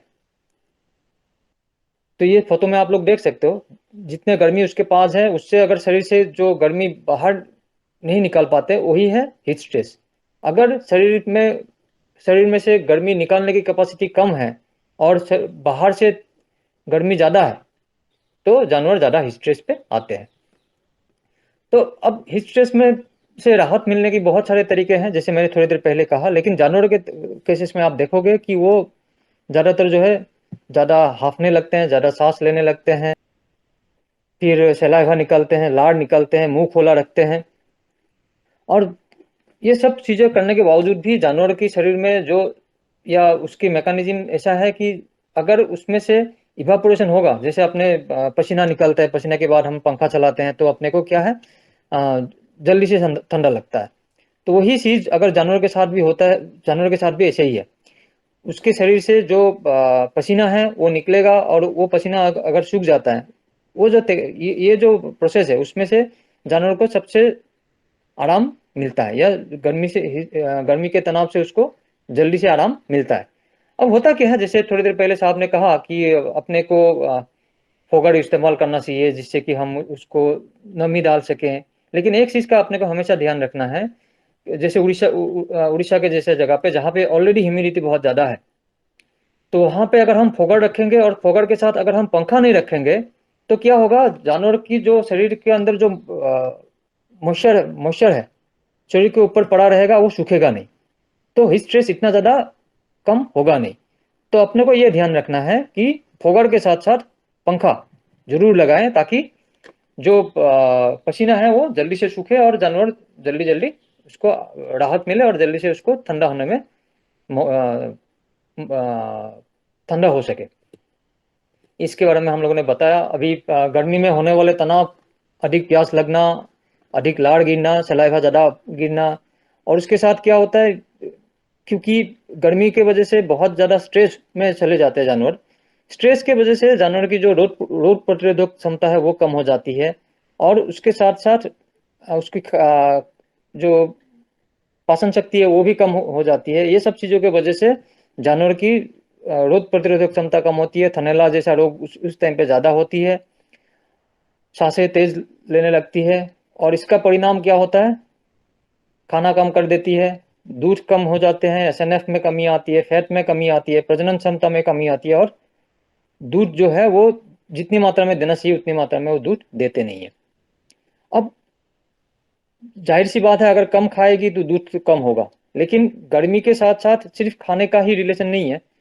अगर जानवर सही तरीके खाता भी है, फिर भी अगर ज़्यादा गर्मी है फिर भी उसमें दूध में कमी हो सकती है, क्योंकि शरीर के अंदर बहुत सारे प्रक्रिया ऐसी होती है जिससे गर्मी की वजह से वो दूध का जो पैदावार है, जो शरीर के अंदर जो दूध पैदा करने के लिए हार्मोन्स होते हैं या जो प्रक्रियाएं होती है उसको वो काफ़ी हद तक उसको नुकसान करती है। तो इसकी वजह से भी, गर्मी के वजह से, सिर्फ खाने की वजह से नहीं, गर्मी की वजह से भी दूध, एसएनएफ, फैट वगैरह कम होते हैं। ये तो हो गया जो, जैसे अभी गर्मी है तो एक दो दिन में जो अपने को दिखेगा, लेकिन इसका असर जो है लंबे समय तक होता है, खासतौर पर प्रजनन क्षमता पे। अगर आप देखेंगे जानवर की दूध उत्पादन में कमी होती है, प्रजनन क्षमता में कमी होती है। आप लोगों ने देखा होगा, आप लोग जानते होंगे, महसूस भी किया होगा कि गर्मी की ज़्यादा जब गर्मी होती है उस टाइम पे जानवर हिट पे नहीं आते हैं, या हिट की जो लक्षण है वो सही तरीके से दिखाते नहीं है। तो इसकी वजह से अपने को बहुत टाइम पे जो है हिट मिस हो जाते हैं, हम एआई नहीं कर पाते। अगर एआई कराते भी हैं तब भी वो ठहरता नहीं है। ये सब चीज़ें जो है गर्मी के साथ साथ बहुत ज़्यादा अपने को दिखाई देता है। तो अपने को कोशिश ये करना चाहिए कि जानवर को जितना से जितना हो सके गर्मी के तनाव से बचा के रखें, ताकि जानवर के दूध उत्पादन बढ़े, उसकी प्रजनन क्षमता में ठीक ठाक रहे और जानवर बीमार कम पड़े। एक चीज़ का अपने को हमेशा ध्यान रखना है, मैं हर सेशन में बोलता हूँ कि दूध उत्पादन जो है वो एक ऐसा प्रक्रिया है जो पूरे, जैसे 305 दिन का हम दूध मान के चलते हैं। जैसे गाय ने आज बयान दिया तो हम ये मान के चलते हैं कि उसको 305 दिन दूध देना चाहिए। अब ये जो है दूध उत्पादन का जो प्रक्रिया है वो पूरे 305 दिन में कहीं पे भी एक या दो दिन भी गड़बड़ होता है तो जितनी मात्रा में दूध मिलना चाहिए उतनी मात्रा में अपने को नहीं मिल पाता। तो ये चाहे आपकी जानवर कोई भी स्टेज में हो, जैसे वो ब्याने के बाद पहले 3 महीने में हो या ब्याने के बाद 6 महीने में हो, 8 महीने में हो, उसी टाइम पे अगर हीट स्ट्रेस ज़्यादा होती है तो इसको नुकसान होता है। साथ में प्रेगनेंसी के दौरान भी ज़्यादा हीट स्ट्रेस होता है तब भी जानवर को नुकसान होता है। तो इसके तनाव से रख रखाव के लिए हम लोग क्या कर सकते हैं, सेहत, अच्छी तरह सेहत बनाना चाहिए, जैसे थोड़ी देर पहले डॉक्टर साहब ने कहा। अब शेड में ये भी होना चाहिए कि वो हवादार हो, जिसमें हवा आ जा सके, क्योंकि अगर हम शेड की बात करें, छाँव में अगर हम जाते हैं तो इतना हीट स्ट्रेस से इतना आराम नहीं मिलता। थोड़ा बहुत आराम तो मिलता है, लेकिन क्योंकि हीट स्ट्रेस, मैंने थोड़ी देर पहले भी कहा था, हीट स्ट्रेस जो है बाहर के तापमान और आर्द्रता दोनों के ऊपर निर्भर करता है। तो शेड से इतना ज़्यादा फायदा नहीं होता, फायदा होता है लेकिन इतना ज़्यादा नहीं जितना शेड के साथ साथ अगर हम फॉगिंग करेंगे और हवा चलाएंगे तो जितना फायदा होता है उससे ज़्यादा, उसमें ज़्यादा जानवर को फायदा होता है। और एक चीज़ का अपने को ध्यान रखना है कि जानवर को ज़्यादा भीड़ भाड़ में न रखे, जितना हो सके स्पेस देना चाहिए। जानवर को एक दूसरे के बीच में थोड़ा जगह रखना चाहिए ताकि हवा आ जा सके, क्योंकि एक जानवर की गर्मी दूसरे जानवर के पास जा सकता है, इसलिए थोड़ा दो जानवर के बीच में थोड़ा अंतर रखना चाहिए। आहार प्रबंधन बहुत जरूरी है और पीने का पानी का प्रबंधन बहुत ही जरूरी है। डॉक्टर साहब ने पीने के पानी के बारे में बताया, 24 घंटा पानी होना चाहिए। लेकिन एक चीज़ का अपने को ध्यान देना चाहिए, 24 घंटा पानी तो है, लेकिन अगर वो पानी की टंकी छत के ऊपर है और वो टंकी से गर्म पानी आता है तो जानवर पानी पिएगा नहीं। या बाहर हम लोगों ने ऐसे जगह पे, खुले जगह पे हम लोगों ने नाद बना के रखा है जहाँ पे 24 घंटा पानी रहता है और जानवर जाके पानी पी सकता है। लेकिन गर्मी के मौसम में आप ध्यान देना, देखिएगा, अगर वो पानी का व्यवस्था जो है उसमें धूप गिरता है और पानी गर्म रहता है तो जानवर छेद से जाके वहां पे जाके पानी नहीं पीने वाला। तो अपने को ध्यान ये भी रखना है कि पानी के बंदोबस्त तो हम करें, लेकिन वो पानी जो है साफ सुथरा हो और उसमें धूप ना गिरा हुआ हो, या वो पानी गर्म ना हो, क्योंकि गर्मी के दिन में गर्म पानी पीने का जैसे इंसान को मन नहीं होता, जानवर को भी मन नहीं होगा। अब आहार प्रबंधन के बारे में अगर हम बात करें तो हम जानते हैं कि जानवर की प्रोडक्टिविटी के लिए सबसे जरूरी पोषण है, और कुल मिला के जो भी हम खर्चा करते हैं जानवर के, एक जानवर को रख रखाव में, लालन पालन में, उसमें से 70% के आसपास खर्चा हम खिलाने में करते हैं। तो गर्मी के टाइम पे अपने को ये ध्यान देना है कि हरा सरा जो है सबसे अच्छा होता है जानवर के लिए, क्योंकि हरा सरा के अंदर जो है काफ़ी ज़्यादा मात्रा में पानी मिलता है। हरा सरा को पचाने में बहुत आसानी से पचा सकते हैं, पचाने में कोई ज़्यादा दिक्कत नहीं होती जानवरों को। हरा सरा के अंदर जो है विटामिन रहते हैं, मिनरल्स रहते हैं अच्छी मात्रा में, जैसे साहब ने कहा था पोटेशियम वगैरह, ये सब जो मिनरल्स है जो जानवर की गर्मी को सहन करने की क्षमता बढ़ाते हैं, ये सब मिनरल जो है हरा सरा में रहते हैं। तो अपने को ध्यान रखना चाहिए कि गर्मी के टाइम पे जानवर को जरूर और जरूर हम हरा सरा खिलाएं। सूखा सरा जितना हो सके उस टाइम पे कम खिलाएं, हरा सरा की मात्रा बढ़ा के जानवर के पेट को भरे। और साथ में शादी में ये भी अपने को ध्यान देना है कि हरा सरा जो है अच्छे गुणवत्ता वाला हो और उसमें दलहनी और दानेदार दोनों की मात्रा अच्छी मात्रा में हो। ऐसा नहीं कि सिर्फ सीरियल फोडर या दानेदार हरा सरा हम लोगों ने खिला दिया, उसमें दलहनी नहीं है, प्रोटीन सोर्सेस नहीं है, तो भी जानवर को अच्छा फायदा मिलेगा नहीं। तो अपने को कोशिश ये होना चाहिए कि दानेदार जो जिसमें ऊर्जा मिलेगा और साथ में फलीदार हरा सरा जिसमें प्रोटीन मिलेगा, उसका कॉम्बिनेशन में हम उसको खिलाएं। ये कुछ एग्जांपल्स हैं दानेदार हरा सरा और फलीदार हरा सरा के बारे में, जैसे लोबिया हो गया, राइस बीन हो गया, जो अपने वहाँ पे होता है। साथ में हम लोग मक्का कर सकते हैं, हाइब्रिड नेपियर कर सकते हैं, पैराग्रास कर सकते हैं। ये सब हम मिक्स क्रॉपिंग करके अपने जानवर को खिला सकते हैं। सूखा सरा कम करें, हरा सरा की मात्रा बढ़ाएं। पेट बढ़ाने के लिए जो सूखा सरा हम खिलाते थे उसको, उसकी मात्रा में कम करके हरा सरा को बढ़ाएं। सूखा सरा थोड़ा बहुत अपने को खिलाना पड़ेगा, 1-2 किलो आप खिलाएं, बाकी जरूरत जो है हरा सरा से पूरी करने की कोशिश करें। दाने जो भी हम खिलाते हैं, जैसे इंसान, हम लोग देखते हैं खाना खाने के बाद हम लोग को गर्मी लगती है, तो ये भी एक तरह से शरीर के अंदर गर्मी पैदा करते हैं जो भी हम खिलाते हैं खाते हैं। तो जानवरों को, क्योंकि उस टाइम पे जानवर कम खाते हैं, तो अपने को कोशिश ये करना चाहिए कुछ ऐसा खिलाया जिससे कि कम खाने से भी जानवर को जो जरूरत है वो पूरी हो जाए और ज्यादा मात्रा में पोषक तत्व मिले। एग्जाम्पल के लिए हम लोगों ने यहाँ पे रखा है, जैसे हम नॉर्मल पशु आहार खिला रहे थे मान लेते हैं, और उससे जानवर की जरूरत हम पूरा कर रहे थे। उस नॉर्मल पशु आहार की जगह पे अभी हम गर्मी के टाइम पे बाईपास प्रोटीन पशु आहार खिला सकते हैं। उसमें क्या होगा, जानवर की जो खिलाने की मात्रा है, जानवर को खिलाने की मात्रा वो कम होगी। कम, जानवर ऐसे भी कम खा रहा था, तो कम खाने से ही उसको ज्यादा मात्रा में पोषक तत्व मिलेगा, तो उसको पचाने में भी मदद मिलेगा, और उससे जानवर के दूध उत्पादन और शरीर को मेंटेन करने में ज्यादा आसान रहेगी। ऊर्जा की बहुत ज्यादा कमी होती है गर्मी के टाइम पे, क्योंकि बहुत ज्यादा मात्रा में ऊर्जा लॉस होता है। जैसे थोड़ी देर पहले डॉक्टर साहब ने भी कहा था, क्योंकि लार निकलता है, सलाइवा बहुत ज्यादा मात्रा में लॉस होता है, तो उसमें भी एनर्जी तो जाते ही जाते हैं ना। साथ में जो बॉडी को टेम्परेचर मेंटेन करने के लिए भी ऊर्जा वो खर्चा करते हैं, हाफते हैं, मतलब वो बाहर से एनर्जी वो निकल रहा है। तो उस टाइम पे हम लोगों को बाईपास फैट देना चाहिए, जिससे कि जानवर को ठोस मात्रा में ऊर्जा मिले। ठोस मात्रा मतलब कम खिलाने से ज्यादा मात्रा में ऊर्जा मिले और जानवर जो है अपने आप को स्वस्थ रख सके, ज्यादा मात्रा में दूध पैदा कर सके। हमेशा अच्छी गुणवत्ता वाला चारा खिलाना चाहिए। जो पोषक तत्व है उसको घनीकरण करके खिलाना चाहिए, मतलब कम मात्रा में ही ज्यादा मिले, उसकी अपने को ध्यान देना चाहिए। डॉक्टर साहब ने ऑलरेडी कहा था कि भोजन का समय जो है हो सके तो सुबह जो है, अगर आप आमतौर पे 8 बजे खिलाते हो, तो गर्मी के टाइम पे उसको धीरे धीरे करके आगे लेके जाओ 6 बजे तक, या 5:30, 6 बजे, 7 बजे तक उसको खिला दो।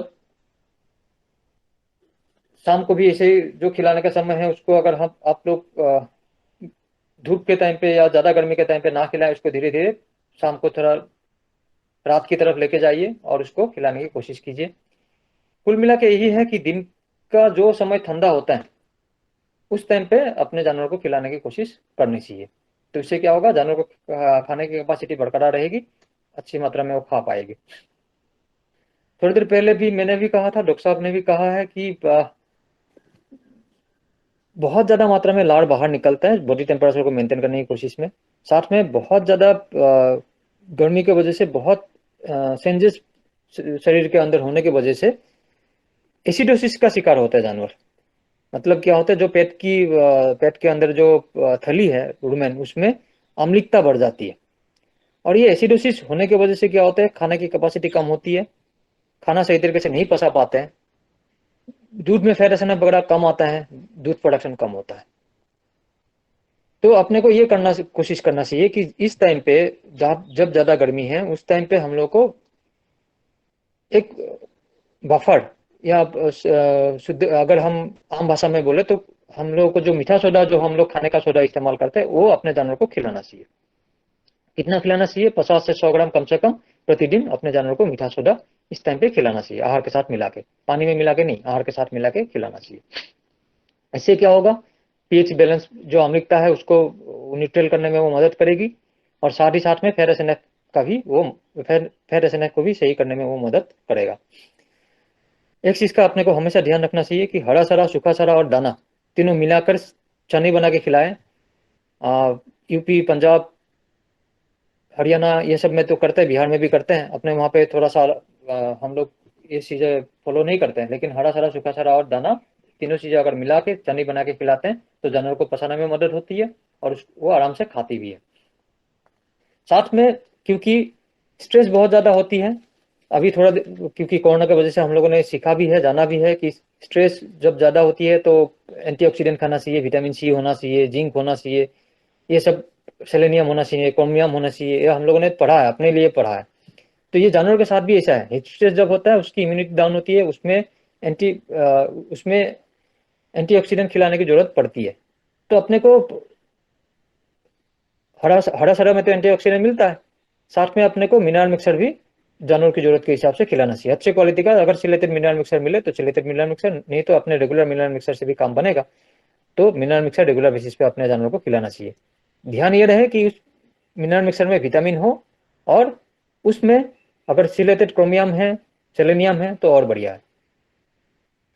साथ में नमक जो है वो रेगुलर बेसिस पे खिलाना चाहिए, 50 ग्राम के आसपास, 25 से 50 ग्राम नमक जो है दाने में हमेशा मिलाना चाहिए। और हम लोगों ने जो है एक हीट स्ट्रेस संपूरक डेवलप करने की कोशिश की है। मतलब क्या होता है, जैसे मैंने आपको अभी कहा कि जानवर को जो है एंटीऑक्सीडेंट भी खिलाना चाहिए, उसको बफर भी खिलाना चाहिए, मिनरल मिक्सर भी खिलाना चाहिए, हो सके तो उसको एंजाइम भी देना चाहिए, हो सके तो ईस्ट भी देना चाहिए। लेकिन बहुत टाइम पे क्या है, हम लोग ये सब सारे चीज़ें खरीद के ला के खिलाना अपने लिए मुश्किल है। तो हम लोगों ने क्या किया, एनडीटीवी में ने हम लोगों ने एक संपूरक डेवलप की है, जिसमें गर्मी में जो तनाव होती है उसको कम करने की लिए जो चीज़ें जरूरत होती है जानवर को, वो सारी चीज़ें उसके अंदर रखा है। तो हम लोगों ने ये जो है बहुत सारे एनिमल पे अलग अलग स्टेज में गर्मी के टाइम पे हम लोगों ने ट्रायल करके देखा है। तो हमने पाया कि ये संपूरक अगर हम खिलाते हैं, जिसका नाम हम लोग ने बाद में पशु शीत वर्धक रखा है, ये अगर संपूरक हम खिलाते हैं तो जानवर की दूध में जो गर्मी की वजह से दूध में जो गिरावट होती है वो होती नहीं है, या उसकी गिरावट जो है हम मेंटेन कर पाते हैं। फैट एसएनएफ की गिरावट नहीं होती है, फैट एसएनएफ हम मेंटेन कर पाते हैं, या उसको हम उल्टा, बहुत टाइम पे हमने देखा कि फैट एसएनएफ की मात्रा बढ़ भी जाती है। और साथ में जो खिलाने का खर्चा है वो भी हम लोग मेंटेन कर पाते हैं, क्योंकि दूध बढ़ता है, फैट एसएनएफ बढ़ता है, तो खिलाने का खर्चा थोड़ा बढ़ता भी है, तब भी आपको उसकी मुकाबले ज़्यादा फायदा मिलता है।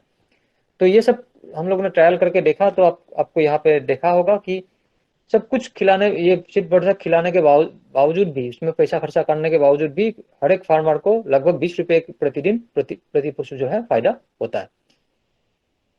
तो ये पशु शीत वर्धक जो है 350 ग्राम करके प्रतिदिन प्रति पशु खिलाना होता है।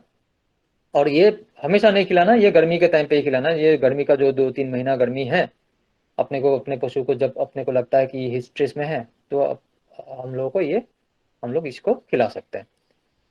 और ये जो है अपने मिल्क यूनियन या मिल्क फेडरेशन को आप बोल सकते हैं कि पशु शीत वर्धक अगर वो लोग नहीं बनाते, मेरे को पता है नहीं बनाते हैं, तो अगर आप लोग उनको बोलेंगे तो शायद वो लोग बनाने के लिए तैयार हो जाएंगे या बनाएंगे। पशु के रख रखाव के बारे में डॉक्टर साहब ने ऑलरेडी बोल दिया है। खुले होना चाहिए, छांव के प्रबंधन होना चाहिए, पर्याप्त जगह होना चाहिए, पंखा होना चाहिए।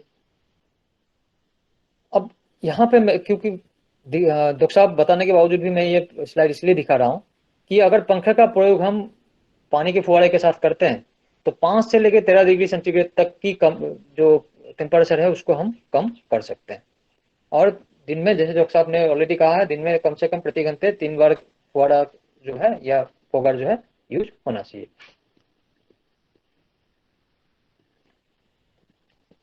नहला सके तो सबसे बढ़िया है, दिन में 2-3 बार, जितने भी, जैसे भी आपको लगे पशु ज़्यादा गर्मी है तो आप नहला देंगे, उसके बाद पंखा चला देंगे तो वो सबसे बढ़िया होता है। लेकिन क्योंकि हम लोग इतना टाइम नहीं निकाल पाते हैं तो फोगार यूज करके पंखा चलाएंगे तब भी ये काम बन सकता है।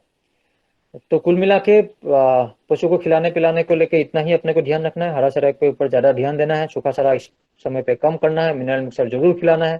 चिलेटेड मिनरल मिक्सर हो तो ज़्यादा अच्छा है, जिसमें क्रोमियम हो, सेलेनियम हो तो ज़्यादा अच्छा रहता है। विटामिन युक्त मिनरल मिक्सर है तो और बढ़िया है।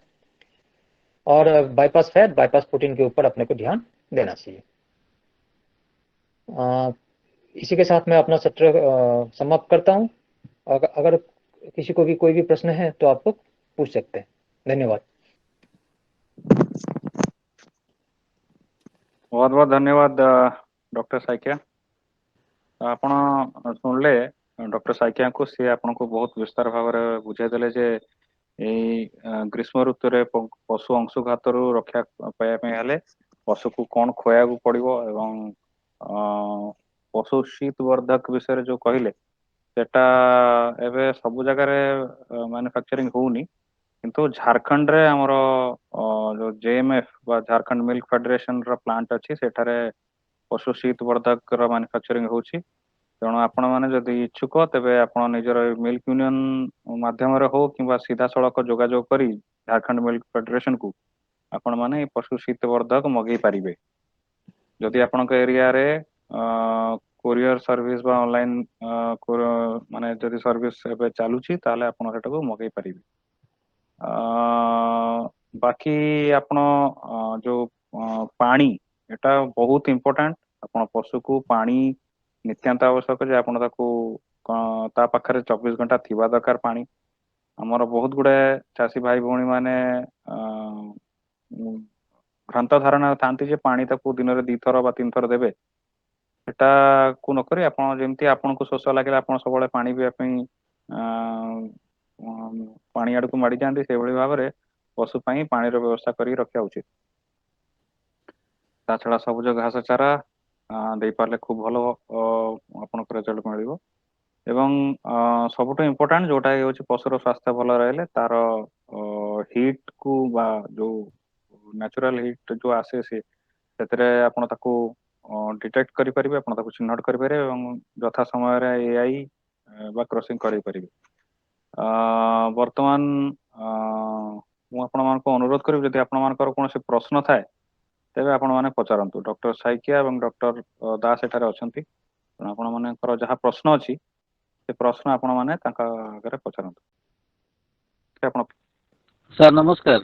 नमस्कार विवेकानंद बाबू, आपण बहुत बहुत धन्यवाद। आपण हमर रेगुलर दर्शक सर चेष्टा करछु हम किछि अधिक जानिया पय आपण माने जानथले खूब भलो कथा। आपण जानि कि कार्य रे लगेउछंती जदि ताले हमें आहुरी खुशी हो। सर हाँ सर प्रैक्टिकल गाई अच्छी 4-5टी आम गाई बाछी 10-12टी अच्छा तेणु आम से आग्रह सृष्टि करछु अन्य मानक भी किसी देखा लाभवान हे सर केमती लागला एबे जहा कहले डॉक्टर माने केमती लागला? ନା କାର୍ଯ୍ୟକ୍ରମ ଭଲ ପୁରା ଭଲ ଲାଗିଲା ଏବଂ ତା ଦେହରେ କିଛି ପ୍ରଶ୍ନ ରହିଲା ସେଥିପାଇଁ ମୁଁ ଇଏ କଲି ଯେ ଗାଈ ମାନଙ୍କୁ ସାଧାରଣତଃ ଆମର ଗାଧେଇ ଦେବା ବାବଦରେ ଏଠି ଗୋଟେ ପ୍ରଥା ଅଛି ଯେ ଖରାବେଳେ ଗାଧେଇ ଦବ ନାହିଁ ଗାଈକୁ ସକାଳ ବେଳେ ଗାଧେଇ ଦବ ମାନେ 9ଟା ପୂର୍ବରୁ ବା 10ଟା ପୂର୍ବରୁ ଆଉ ଯଦି ଖରା ସମୟରେ ଗାଧେଇ ଦେଲେ ତାଙ୍କ ଥଣ୍ଡା ଧରିବା ଆଶଙ୍କା ଥାଏ ଯୋଉ ଆମ ପ୍ରସିବି ଜର୍ସି ଗାଈ ରଖିଛୁ ତେଣୁ ସେ ବାବଦରେ ଆକ୍ଚୁଆଲି ଗାଈକୁ କୋଉ ସମୟରେ ଗାଧେଇ ଦେଲେ ଠିକ ରହିବ ଏବଂ ଗାଈ ବାଛୁରୀ ବିଭିନ୍ନ ଅଛନ୍ତି ଛଡା ଅଛନ୍ତି ତେଣୁ ସମସ୍ତଙ୍କୁ ଯୋଉ ଗରମ ଦିନ ବର୍ତ୍ତମାନ ହ୍ୟୁମିଡିଟି ବଢୁଛି ଆର୍ଦ୍ରତା ବଢୁଛି ଆମକୁ ମଧ୍ୟ ଇଏ ଲାଗୁଛି ତେଣୁ ଏମାନଙ୍କୁ କେତେବେଳେ ଏବଂ କୋଉ ସମୟରେ ଗାଧେଇଲେ ଏମାନଙ୍କ ଦେହ ପ୍ରତି ବା ସ୍ୱାସ୍ଥ୍ୟ ପ୍ରତି ଯୋଉ ଥଣ୍ଡା ଜ୍ୱର ଏମିତି ହୁଏ ବା କାଶ ଥଣ୍ଡା ହୁଏ ସେମାନଙ୍କୁ ନହବ ଏ ବାବଦରେ ଆମର ଟିକେ ସନ୍ଦେହ ରହିଛି ସେଥିପାଇଁ ଆପଣଙ୍କୁ ଗାଈ ଗାଧେଇବା ବାବଦରେ ଠିକ କଥାଟା ଜାଣିବାକୁ ଚାହୁଁ ଡକ୍ଟର ଦାସ ଏହାର ଉତ୍ତର ଦେବେ। ଆପଣଙ୍କୁ ଯୋଉ ଜିନିଷ ଆପଣ ନିଜେ କହିଲେ ସେଇ ଜିନିଷଟି ସମ୍ପୂର୍ଣ୍ଣ ଭାବରେ ଠିକ। ଆପଣ ଯଦି ଗାଧେଇ ଦେବା ପାଇଁ ବ୍ୟବସ୍ଥା କରୁଛନ୍ତି 10ଟା 11ଟା 12ଟା ପୂର୍ବରୁ 10ଟା 11ଟା ଭିତରେ ଗାଧେଇ ଦେଲେ ପଶୁମାନଙ୍କୁ ଠିକ। ଆପଣ ମାନଙ୍କୁ ଯୋଉ କ୍ଲାସରେ ଆମେ ପଢେଇଲୁ ଆମେ କହିଲୁ ଯେ ପାଣି ସିଞ୍ଚନ କରିବା ଆଉ ଗାଧେଇବା ଦିଟା ଅଲଗା ଜିନିଷ। ପାଣି ସିଞ୍ଚନ ଟା ମୁଁ କହିଲି ସେଟା 30 ସେକେଣ୍ଡ ରୁ 3 ମିନିଟ୍ ପର୍ଯ୍ୟନ୍ତ ହୋଇଥାଏ। 30 ସେକେଣ୍ଡ ବହୁତ କମ ସମୟ, 3 ମିନିଟ୍ ହଉଛି ବହୁତ ଅଧିକା ସମୟ। ଯଦି 3 ମିନିଟ୍ ଆମେ ଆଜ୍ଞା ପାଣି ସିଞ୍ଚନ କରିବା ପଶୁଟି ପୁରା ଗାଧେଇ ଗଲା କିନ୍ତୁ ବହୁତ କମ ଜାଗାରେ 3 ମିନିଟ୍ ଯାଏଁ ପାଣି ସିଞ୍ଚନ କରିବାକୁ ପଡିଥାଏ। ତେଣୁ ଆମେ ଦେଖିବା ଆଜ୍ଞା ଆମର ସାଇକେଲ ଟା 30 ସେକେଣ୍ଡ ରୁ 1 ମିନିଟ୍ ପର୍ଯ୍ୟନ୍ତ ହେଇଥାଏ ଏବଂ ପଶୁକୁ ଏଥିରେ ସାମାନ୍ୟ ଓଦା କରାଯାଇଥାଏ। ଯାହା ପରେ ପରେ ଆମର ପଙ୍ଖା ଯେହେତୁ 24 ଘଣ୍ଟା ଚାଲି ରହିଛି ବା ପଙ୍ଖା ଚାଲୁଛି ତେଣୁ ପଶୁ ସାଙ୍ଗେ ସାଙ୍ଗେ ଶୁଖି ଯାଇଥାଏ। ତେଣୁ ଆମେ ସବୁବେଳେ ଚେଷ୍ଟା କରିବା ପଶୁମାନଙ୍କୁ ଯଦି ଆମେ ଗାଧେଇ ଦଉଛେ ଗାଧେଇବା ମାନେ ଆମେ ମୁଣ୍ଡରୁ ଆରମ୍ଭ କରି ଲାଞ୍ଜ ଯାଏଁ ଭଲକି ଧୋଇ ଧାଇକି ଗାଧଉଛେ। ତେଣୁ ସେଇଟା ଆମର ସକାଳୁ ସକାଳୁ ହେଇଗଲେ ବହୁତ ଭଲ। ଖରା ବେଳେ ଯୋଉଟା ଆମେ ପାଣି ସିଞ୍ଚନ କରୁଛୁ ସେଇଟା ବହୁତ କମ ସମୟ ପାଇଁ ହୋଇଥାଏ କେବଳ ଗରମରୁ ରକ୍ଷା କରିବା ପାଇଁ। ତେଣୁ ସବୁବେଳେ ସକାଳୁ ଗାଧେଇ ଦେବେ। ଆଚ୍ଛା ସାର୍ ଯୋଉମାନଙ୍କ ସିଷ୍ଟମ मैं ନଥିବ कुछ ऐड करना चाहूंगा, कर सकता हूँ? ହଁ बोलिए हाँ हाँ जी। जो मेरे को समझ में आया कि कब कब नहला सकते हैं जानवर को, वही पूछ रहे थे शायद। तो नहलाने का क्या है, अगर आपके जानवर शेड के अंदर है, हम्म, आप शेड बाहर के नहीं अंदर रखते हो, धूप में नहीं रखते हैं, हाँ शेड के अंदर है तो आप कभी भी नहलाओ, कोई ज्यादा इसमें ज्यादा कोई इशू नहीं है। लेकिन आपको अगर बाहर है, धूप में है, धूप में से गाय को अंदर लाके फिर आप नहलाते हो, तो आपको ध्यान रखना है कि सुबह शाम जब धूप कम हो उस टाइम पे ही नहलाए। आशा ठीक करता है हूँ आपको आपका जवाब मिल गया होगा। ମୋଟାମୋଟି ଦେଖିବାକୁ ଗଲେ ବିବେକାନନ୍ଦ ବାବୁ ଯାହା ଆମ ପାଇଁ ଆପ୍ଲିକେବଲ, ଯାହା ଆମେ ଆମ ପିଲାମାନଙ୍କ ପାଇଁ ବା ଆମ ପାଇଁ ଯାହା କରୁ, ଯେମିତି ଖରାରୁ ବୁଲି ଆସିଲେ ଆମେ କହୁ ଯେ ହଠାତ୍ କରିକି ଗାଧେଇବନି ବା ପାଣି ପିଇବନି, ଆଗେ କୁଲ ଡାଉନ ପ୍ରୋସେସ ଟା କରିବେ, ମାନେ ଦେହକୁ जी ଆଗେ हाँ ବଡିକୁ ଥଣ୍ଡା କରାଇଲେ ତାପରେ ଆପଣ ତାକୁ ଗାଧେଇବା ପାଇଁ ନେଲେ ତ ସେଇଭଳିଆ ଆପଣ ପଶୁ ପାଇଁ ମଧ୍ୟ ସେଇ ପ୍ରୋସେସ ଟାକୁ ଆପ୍ଲାଏ କରିପାରିବେ। ଇଭେନ ଆମର ଓଡିଶାରେ 9ଟା 10ଟା ସୁଦ୍ଧା ବି ଭଲ ଖରା ହେଇଯାଏ।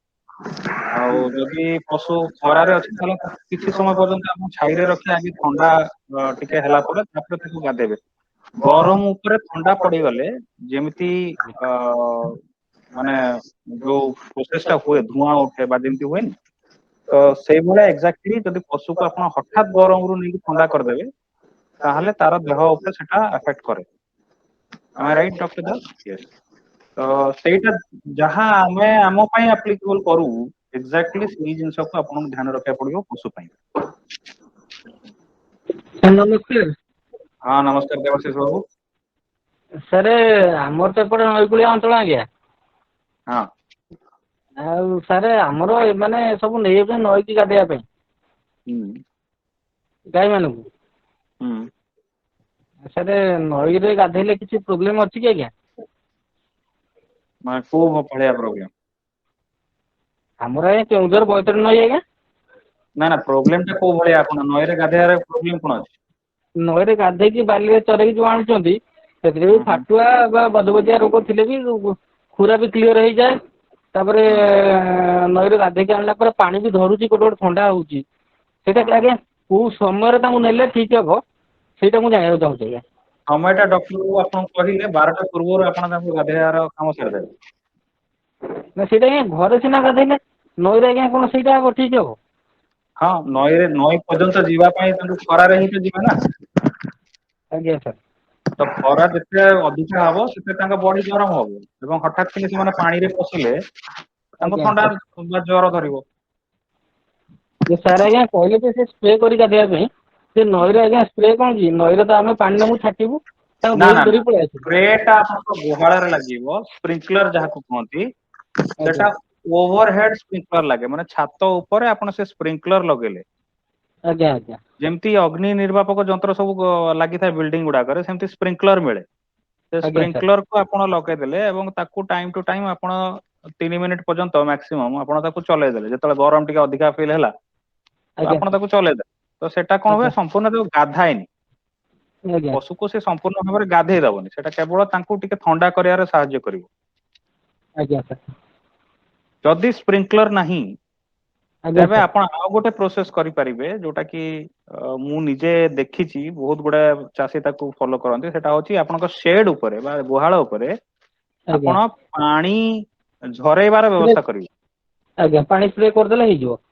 ସ୍ପ୍ରେ କରନ୍ତୁ ବା ଝରେଇବେ, ଗୋଟେ ଆଜ୍ଞା ଆଜ୍ଞା ପାଇପ ର ବ୍ୟବସ୍ଥା କରିଦେବେ ଯୋଉଥିରେ ଆପଣ କିଛି କଣା କଣା କଣା କଣା କରିଦେଲେ ଆଜ୍ଞା ଏବଂ ସେ ସାର୍ ପାଣିଟାକୁ ଝରେଇ ଦେଲେ, ମାନେ ସେଟା ଝରି ଆଜ୍ଞା ଆସିଲା, ନଡା ଭିଜିଗଲା ବା ଆପଣ ଖପର ଭିଜିଗଲା ବା ଯାହା ହେଲା ଥଣ୍ଡା କରାଇବେ, ମାନେ ଗୁହାଳ ଟାକୁ ଥଣ୍ଡା କରିପାରିବେ।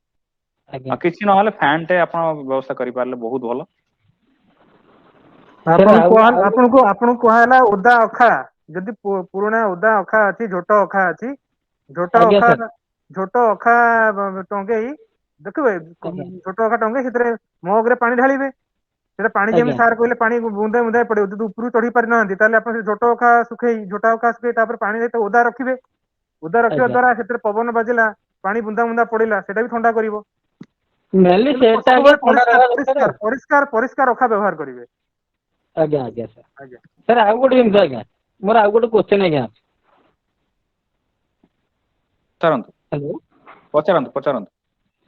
ସାର୍ ବର୍ତ୍ତମାନ ଯୋଉ କୋଭିଡ-19 ଚାଲିଛି, ବର୍ତ୍ତମାନ ଯୋଉ ଗାଈ ମାନଙ୍କୁ ଥଣ୍ଡା ହଉଛି ବା କାଶ ଫାସ ଟିକେ ଛିଙ୍କ ଫିଙ୍କ ହଉଛି, ହୁଁ। ତା ଦେହରେ ମଣିଷକୁ କିଛି ଆକ୍ରମଣ କରିବାର କିଛି ଆଶଙ୍କା ରହିଛି କି? ନାଇଁ ଏ ବିଷୟରେ ମୁଁ ଭାବୁଛି ଆମେ ପ୍ରଥମ, ଯଦି ଆପଣ ଆମର ଦେଖିଥିବେ, ଆମେ ଗତ ବର୍ଷ ପ୍ରଥମ ଯୋଉଟା ଆମର ୱେବିନାର ହେଇଥିଲା, ଆଜ୍ଞା ଆମେ ଆଜ୍ଞା ସେତେବେଳେ ତ ହଁ ଅନଲାଇନରେ ସମସ୍ତଙ୍କୁ ଆଡ୍ରେସ କରିଥିଲୁ, ସେଇଥିରେ ହିଁ ଆମେ କହିଥିଲୁ ଯେ ପଶୁ ପାଖରୁ ମଣିଷକୁ ହବାର ସମ୍ଭାବନା ଟା ବହୁତ କମ, ବା ଆଜ୍ଞା ସାର୍ ସେଭଳିଆ କୌଣସି ଏପନ୍ତ ରିପୋର୍ଟ ସେଭଳି ଆସିନାହିଁ। ଆଜ୍ଞା ସାର୍ ଯଦିଓ ପଶୁଙ୍କ କିଛି କିଛି ପଶୁଙ୍କ ପାଖରେ କରୋନା ଲକ୍ଷଣ ଦେଖା ଯାଇଛି, ଯେମିତି କି ଗଲାଣି ବର୍ତ୍ତମାନ ସୁଦ୍ଧା। ହଁ ମାନେ ଯେମିତି କି ଆଜ୍ଞା ସାର୍ କିଛି କୁକୁରଙ୍କ ପାଖରେ ବା କିଛି ଯୋଉ ଜୁ ରେ ଥିବା ପଶୁ, ଯେମିତି କିି ଆଜ୍ଞା ସିଂହ ବାଘ ସିଂହ ଏମାନେ ଚେତ୍ରା ସିଂହ ବାହାରେ ଦେଖା ହେଇଥିଲା। ହଁ ସିଂହ ବାଘ ଏମାନଙ୍କୁ ସବୁ କରୋନାର ଲକ୍ଷଣ ଦେଖା ଦେଇଛି, କିନ୍ତୁ ଆଜ୍ଞା ସାର୍ ଗାଈ ପାଖରୁ ସେଭଳି ଭାବରେ କୌଣସି ରିପୋର୍ଟ ଆସିନାହିଁ ଯେ ଗାଈ ଗୋରୁ ମଇଁଷି ଏମାନଙ୍କ ପାଖରୁ କୌଣସି ପ୍ରକାର କରୋନାର ଲକ୍ଷଣ ଏବଂ ତାଙ୍କଠୁ ମଣିଷକୁ ହବାର ଲକ୍ଷଣ ଆଜ୍ଞା ସମ୍ଭାବନା, ସେଭଳିଆ କୌଣସି ଆଜ୍ଞା ରିପୋର୍ଟ ବର୍ତ୍ତମାନ ପର୍ଯ୍ୟନ୍ତ ଆସିନାହିଁ। ତେଣୁ ଆପଣ ସେଇ ତରଫରୁ ନିଶ୍ଚିନ୍ତ ରୁହନ୍ତୁ ଯେ ଆଜ୍ଞା ତାଙ୍କ ପାଖରୁ ଆପଣଙ୍କୁ କୌଣସି କରୋନାର ଭୟ ହବ, କିନ୍ତୁ କରୋନା ପାଇଁ ଆପଣ ମଣିଷକୁ ଜଗିବା ଟା ବେଶୀ ଆବଶ୍ୟକ। କାହିଁକିନା ଆମେ ଯାହା ଦେଖୁଛୁ ବର୍ତ୍ତମାନ ଲକ୍ଷଣ, ମାନେ ଆପଣ ଗୋରୁ ପ୍ରତି ଏତେ ଚିନ୍ତିତ ହବା ଅପେକ୍ଷା ନିଜ ପ୍ରତି ଚିନ୍ତିତ ହବାଟା ବେଶୀ ଆବଶ୍ୟକ। ଆପଣ ନା ଆଜ୍ଞା ହଁ ଆମର ଏପଟେ ବନ୍ଧୁବାନ୍ଧବଙ୍କ କେଉଁଝର ସାଙ୍ଗରେ ଡିଷ୍ଟ୍ରିକ୍ଟରେ ବସିଲେ, ବହୁତ ନାଇଁ ବନ୍ଧୁବାନ୍ଧବଙ୍କ ସାଙ୍ଗରେ ବସିଲେ ବି ଆପଣ ଟିକେ ଯଦି ସାବଧାନତା ଅବଲମ୍ବନ କରିବେ, ତାହେଲେ କରୋନାର ଭୟ ଟା ସମସ୍ତଙ୍କ ପାଇଁ ଦୂରରେ ରହିବ। କିନ୍ତୁ ଆମେ କଣ କରୁଛୁ, ଆମେ ସାଧାରଣ ଲୋକଙ୍କ ପାଖରେ ବହୁତ କମ୍ଫର୍ଟେବୁଲ ଏବଂ ପଶୁଙ୍କୁ ନେଇକି ବହୁତ ଚିନ୍ତିତ। ଏଟା ଜଷ୍ଟ ଓଲଟା। ସାର୍ ଆମେ ତାହେଲେ ମେଡିସିନ ଟାଇମରେ ବି ମାସ୍କ ଟା ୟୁଜ କରିବା ନିହାତି ହଁ ଆବଶ୍ୟକ ହଁ ରହୁଛି। ଦେଖନ୍ତୁ ମାସ୍କ ଗୋଟେ ବହୁତ ଭଲ ଜିନିଷ, ବୁଝିଲେ, ଆମର ଭାରତରେ ତାର ଅଭ୍ୟାସ ନଥିବା ଯୋଗୁ ଲୋକ ଏପର୍ଯ୍ୟନ୍ତ ବହୁତ ଅସୁବିଧାର ଆଜ୍ଞା ସମ୍ମୁଖୀନ ସାର୍ ହଉଛନ୍ତି। ଆଜ୍ଞା ସାର୍ ମାସ୍କ ଯଦି ଆପଣ ବ୍ୟବହାର କରିବା ଆରମ୍ଭ କରିବେ ଆଟ୍ ଆଜ୍ଞା any point of time, corona or non corona, ହେଲା, ଆଜ୍ଞା ମାନେ ଆଜ୍ଞା ଧରନ୍ତୁ ଆପଣ ଗାଡିଟେ ଚଲାଉଛନ୍ତି, ଗାଡିଟେ ଚଲେଇବା ସମୟରେ ମାସ୍କ ଟେ ଲଗେଇଲେ, ଆପଣ ଆଜ୍ଞା ଥଣ୍ଡା ହେଇଛି, ଆପଣଙ୍କୁ ନର୍ମାଲ ସର୍ଦ୍ଦି ଖାସି ହେଇଛି, ଆପଣ ମାସ୍କ ବ୍ୟବହାର କରିବେ, ତ ଆପଣ ନିରୋଗୀ ରହିବେ ଏବଂ ଅନ୍ୟମାନଙ୍କୁ ବି ନିରୋଗ ରଖିବେ। ତେଣୁ ମାସ୍କ ଆଜ୍ଞା ଯଦି ଆପଣ ପିନ୍ଧିବେ ଅସୁବିଧା କଣ ଅଛି? ନାଇଁ ମାସ୍କ ସେଠି ହଁ ନା, ମାସ୍କ ର ଅଭ୍ୟାସ ଟା କରିବା ଆହୁରି ବହୁତ ନିହାତି ଆବଶ୍ୟକ। ଆମର ଆଜ୍ଞା ବହୁତ ସାର୍ ଲୋକମାନେ ଅଛନ୍ତି ମାସ୍କ ଟାକୁ ଗୋଟେ ବର୍ଡନ ଭାବୁଛନ୍ତି, ତାଙ୍କୁ ଭାବୁଛନ୍ତି ଯେ ତାଙ୍କୁ ଗୋଟେ ବାନ୍ଧି ଦେଲା ଭଳିଆ ହେଲା, ହଁ କାରଣ ତାର ଅଭ୍ୟାସ ହେଇନି। ଆମେ ଧୀରେ ଧୀରେ ସବୁ ଜିନିଷର ଅଭ୍ୟାସ କରିବାକୁ ଚେଷ୍ଟା କରିବା, ଯଦି ଆମେ ଧୀରେ ଧୀରେ କମ୍ଫର୍ଟେବୁଲ ହେଇଯିବା ମାସ୍କ ପାଇଁ ବି କିଛି ଅସୁବିଧା ନାହିଁ। ଆଉ ବିଶେଷ ଯଦି ଆମେ ସୁରକ୍ଷା ପ୍ରତି ଧ୍ୟାନ ଦବା, ତାହେଲେ ଅସୁବିଧା କିଛି ନାହିଁ। ଆପଣ ମାସ୍କ ଲଗାନ୍ତୁ, ଗାଈ ଦୁହିଁଲା ପୂର୍ବରୁ ହାତକୁ ଭଲ ଭାବରେ ଧୁଅନ୍ତୁ ଏବଂ ଗାଈ ଦୁହିଁ ସାରିଲା ପରେ ବି ହାତକୁ ଭଲ ଭାବରେ ଧୁଅନ୍ତୁ। ଆଜ୍ଞା ସାର୍। ଏଇଟା ଆଜ୍ଞା ମୋର ବହୁତ ଚାଷୀ ଦେଖୁଛନ୍ତି ଏଇ ୱେବିନାରଟା, ଆଉ ସାର୍ ସେମାନଙ୍କର ଏଇ ସବୁ କ୍ୱେଶ୍ଚନ୍ ଥିଲା, ହୁଁ। ସେଇଥିପାଇଁ ମୁଁ ଆଜ୍ଞା ଆପଣଙ୍କୁ ପଚାରିଲି। ନା ନା ସେଥିପାଇଁ ଆପଣ ଆଜ୍ଞା ଆପଣ ପଚାରିଲେ ବହୁତ ଭଲ ଲାଗିଲା। ଆପଣଙ୍କ ଆଜ୍ଞା ମନରେ ଯାହା ପ୍ରଶ୍ନ ଅଛି ପଚାରନ୍ତୁ, କିଛି ଅସୁବିଧା ନାହିଁ। ଆମେ ଏଠି ଯଥା ସମ୍ଭବ ଆମ ପାଖରେ ଯାହା ଯାହା ଉତ୍ତର ଅଛି ଆମେ ନିଶ୍ଚୟ ଆପଣମାନଙ୍କୁ ଦେବା ପାଇଁ ଚେଷ୍ଟା କରିବୁ। ଆଜ୍ଞା sir, sir many many thanks sir. ଆଜ୍ଞା, ୱେଲକମ୍। ଆଉ କାହାର କ'ଣ ପ୍ରଶ୍ନ ଅଛି? ଏଠି ସାର୍ ନମସ୍କାର। ହଁ, ନମସ୍କାର ଦେବାଶିଷ ବାବୁ। ସାର୍ ଆଉ ଗୋଟେ କ୍ୱେଶ୍ଚନ୍ ମୋର ଆଜ୍ଞା ରହିଲା। ହଁ, ପଚାରନ୍ତୁ। ସାର୍ ବର୍ତ୍ତମାନ ଆମର ନଡ଼ା ପୁରା ସବୁ ରହିଯାଇଛି ଠିକ୍ ହେଇକି, ତାକୁ ଆମେ କେମିତି ୟୁଟିଲାଇଜ କଲେ ଗାଈମାନଙ୍କ ହେଲ୍ଥ ପ୍ରତି ଟିକେ ୟୁଟିଲାଇଜ ହବ? ବୁଝିପାରିଲିନି ପ୍ରଶ୍ନଟା କ'ଣ, ଆଉ ଥରେ ଟିକେ ପଚାରିବେ। ଆମର ଯୋଉ ଆଜ୍ଞା ଛଣ କଟା ହେଇକି ରହୁନି କି ଆଜ୍ଞା ଧାନରୁ ଯୋଉ ଛଣ କଟା ହେଇକି ରହୁଛି ଆଜ୍ଞା, ସେ ତ ବର୍ତ୍ତମାନ ଷ୍ଟକ୍ ହେଇକି ଅଛି, ତାକୁ ଆମେ କେମିତି ପ୍ରଣାଳୀରେ ଆମେ ୟୁଟିଲାଇଜ କଲେ ଗାଈମାନଙ୍କ ହେଲ୍ଥ ପ୍ରତି ଆଉ ଟିକେ ଭଲ ହବ? ଛଣକୁ ଆପଣ ପ୍ରଥମ କଥା ଯେ ଆପଣ ଏମିତି ରଖିବେ ଯୋଉଥିରେ ଫିମ୍ପି ଲାଗିବନି। ଆଜ୍ଞା ହେଲା, ସାର୍। ଆମେ କ'ଣ କରୁ, ଛଣଟାକୁ ତଳେ ଗଦେଇ ଦଉ ମାଟି ଉପରେ, ତ ତଳ ସାର୍ କ୍ଲିୟର ପାର୍ଟ ଟା କୁହନ୍ତୁ। ପଚିଯାଏ ଏବଂ ଆଜ୍ଞା କିମ୍ବା ସାର୍। ଫିମ୍ପି ଲାଗିଯାଏ। ଆଜ୍ଞା ସାର୍। ନୁହେଁ କି? ତ ଏଟା ବହୁତ ଗୁଡେ ନଷ୍ଟ, ଏବଂ ସେ ଫିମ୍ପି ଲାଗିଥିବା ଯଦି ନଡାକୁ ଖାଇବେ ପଶୁ, ଆଜ୍ଞା ତାଙ୍କ ଭିତରେ ବିଷାକ୍ତ ଯୋଉ ଅଂଶଟା ଯୋଉଟା ଫିମ୍ପିରେ ଥାଏ ସେଟା ପଶୁ ଦେହକୁ ଯାଏ ଏବଂ ସେ ପଶୁ ଦେହରୁ କ୍ଷୀର ମାଧ୍ୟମରେ ପୁଣି ଆମ ପାଖକୁ ଆସେ। ଆଜ୍ଞା ସାର୍। ତେଣୁ ପ୍ରଥମେ ଏଟା ବହୁତ ଜରୁରୀ ଯେ ନଡାକୁ ଆପଣ କୌଣସି ମଞ୍ଚା କରିକି ରଖିବେ, ଯୋଉଟା କି ଆଜ୍ଞା ସିଧା ଭାବରେ କୌଣସି ପାଣିର ସଂସ୍ପର୍ଶରେ ଆସିବନି, ଆଜ୍ଞା ଆଜ୍ଞା ଏବଂ ତାକୁ ଘୋଡେଇକି ରଖିବେ। ତାକୁ ଆଜ୍ଞା ସାର୍। ଆପଣ ଖୋଲା ରଖିବେନି, ଏବଂ ଆଜ୍ଞା ନଡା ସାଙ୍ଗରେ ସବୁବେଳେ ଚେଷ୍ଟା କରନ୍ତୁ ନଡା ସାଙ୍ଗରେ କିଛି ମାତ୍ରାରେ ସବୁଜ ଚାରାକୁ ମିଶେଇକି ଦେବେ। ଆଜ୍ଞା ସାର୍। କେବଳ ନଡାରେ ଆପଣଙ୍କୁ ବିଶେଷ ରେଜଲ୍ଟ ମିଳିବ ନାହିଁ। ନା ଆଜ୍ଞା, ସେଟା ଆମ କେବଳ ଟ୍ରେନିଂରେ ଆପଣ ବି କହିଥିଲେ। ହଁ ହଁ, ତେଣୁ ଆଜ୍ଞା ନଡା ସାର୍। ସାଙ୍ଗରେ କିଛି ସବୁଜ ଚାରା ବି ମିଶାନ୍ତୁ, ନଡାକୁ ସବୁବେଳେ ଭାଡି କରିକି ରଖନ୍ତୁ ବା ମଞ୍ଚା କରିକି ରଖନ୍ତୁ, ଏବଂ ତାକୁ ଆଜ୍ଞା ସାର୍। ଘୋଡେଇକି ରଖନ୍ତୁ। ତାକୁ ଆଜ୍ଞା ମଏଶ୍ଚର ଏବଂ ତାକୁ ପାଣି ପାଖରୁ ଦୂରରେ ରଖନ୍ତୁ। ତାକୁ ଆଜ୍ଞା ପଚିବା ପାଇଁ ଦେବେ ନାହିଁ। ଆଜ୍ଞା ସାର୍। ସାର୍ ଯୋଉ କହିଥିଲେ ଦେବା ପୂର୍ବରୁ ଟିକେ ଲୁଣ ପାଣିରେ ତାକୁ ଭେଦେଇକି ତା ପାଣି ଟାକୁ ନିଗିଡେଇକି ଦେବା ପାଇଁ, ସେଇ ଜିନିଷ ଟା ମୁଁ ଆଜ୍ଞା ଟିକେ କ୍ଲିୟର ହବା ପାଇଁ ଚାହୁଁଥିଲି। ଡକ୍ଟର ଦାସ କହିବେ ଆପଣଙ୍କୁ। ସେଠି ଆଜ୍ଞା ଡକ୍ଟର ପ୍ରୀତମ ଅଛନ୍ତି, ମୁଁ ଆନ୍ସର ଟି ଦଉଛି ଯେହେତୁ ମୋ ପାଖରେ ସାର୍ କହିଲେ, ଆଜ୍ଞା ଏବଂ ମୁଁ ଡକ୍ଟର ପ୍ରୀତମଙ୍କୁ ମଧ୍ୟ ରିକ୍ୱେଷ୍ଟ କରିବି, they are asking that why we should wait that paddy straw or straw before feeding the animal. ମୁଁ ଉତ୍ତର କହୁଛି, କାହିଁକି ନା ଯଦି ପାଡି ଷ୍ଟ୍ର ଟା ୱିଥ୍ ସଲ୍ଟ ମାନେ କଣ ହଉଛି ନା, ନଡାରେ ଅକ୍ଜାଲିକ୍ ଏସିଡ୍ ଅଛି, ଯଦି ଆମେ ତାକୁ ଓଦା କରିବା ଅକ୍ଜାଲିକ୍ ଏସିଡ୍ ଟା ବାହାରିଯିବ। ନହେଲେ ଅକ୍ଜାଲିକ୍ ଆଜ୍ଞା ଏସିଡ୍ ଟା କଣ କରିବ ନା, ଖାଦ୍ୟରେ କ୍ୟାଲସିୟମ ସହିତ ମିଶିକି କ୍ୟାଲସିୟମ ଅକ୍ଜାଲେଟ୍ କରିବ। କ୍ୟାଲସିୟମ ଅକ୍ଜାଲେଟ୍ ଗୋଟେ ଇନସଲ୍ୟୁବଲ୍ କମ୍ପ୍ଲେକ୍ସ, ଯୋଉଟା ଆମର ଡାଇଜେଷ୍ଟିଭ ସିଷ୍ଟମ ଦ୍ୱାରା ୟୁଟିଲାଇଜ ହେଇପାରିବନି ଏବଂ ଝାଡା ବାଟେ ବାହାରିଯିବ। ଯଦି ଆମେ ପାଣିରେ ବତୁରଉଛେ ବା ଟିକେ ଲୁଣ ପାଣିରେ ବତୁରଉଛେ, ଲୁଣଟା ପାଲେଟେବିଲିଟି ଇନକ୍ରିଜ କରିବ, ଯାହା ଫଳରେ ଆଜ୍ଞା ପଶୁ ଆରାମରେ ଖାଇବ, ଏବଂ ଓଦା ହେବା ଆଜ୍ଞା ଦ୍ୱାରା ଅକ୍ଜାଲିକ୍ ଏସିଡ୍ ବାହାରିଗଲା, ଯାହା ଫଳରେ ନଡାରେ ଯୋଉ ପ୍ରକାର ନଡାର ଯାହା ନ୍ୟୁଟ୍ରିସନ ରହିଲା ତା ଛଡା ଆଉ କ୍ୟାଲସିୟମ ଟା ଶରୀରରୁ ସେ ନଷ୍ଟ ହବ ନାହିଁ। ଆଜ୍ଞା ତେଣୁ ଆମେ ସେଇଟା ଓଦା କରି ଖାଇଲେ ଭଲ ହବ। Doctor Pritam please. आपने तो जवाब दे दिया, सही है। हाँ वही है पॉइंट एक्चुअली। अगर हम जो स्ट्रॉ है उसको सही तरीके से भिगा के खिलाते हैं तो उसमें से यस सर। ऑक्जेलेट की मात्रा कम हो जाती है, तो उसमें जो नुकसान है वो कम हो जाता है। तो वो हम प्रैक्टिस कर सकते हैं, खिलाने से पहले थोड़ा भिगा के खिलाएं, वो अच्छी बात है। लेकिन और साथ में एक चीज अपने को ध्यान रखना है कि अगर हम हो सके तो कुट्टी करके खिलाएं, तो क्योंकि बहुत वो टाइम पे हम लोग एक जी सर, वो कितने हाँ मतलब जब हम खिलाएंगे कितने देर पहले भिगाएंगे और कितने दिन तक वो रह सकेगा? ओके ओके, ये थोड़ा टफ क्वेश्चन है।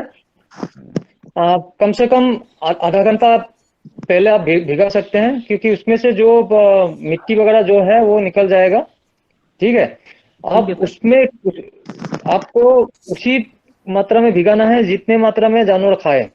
हमको ये कोशिश बिल्कुल नहीं करना चाहिए कि आज अभी भिगा के मैं कल खिलाऊं या परसों खिलाऊं। उसमें जैसे शुभानस जी ने थोड़ी देर पहले कहा था, उसमें फंगस वगैरह लगने का चांसेस बढ़ जाता है, तो अपने को ये प्रैक्टिस नहीं करना है।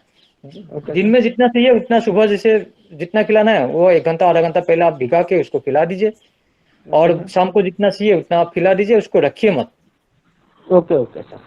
है ना।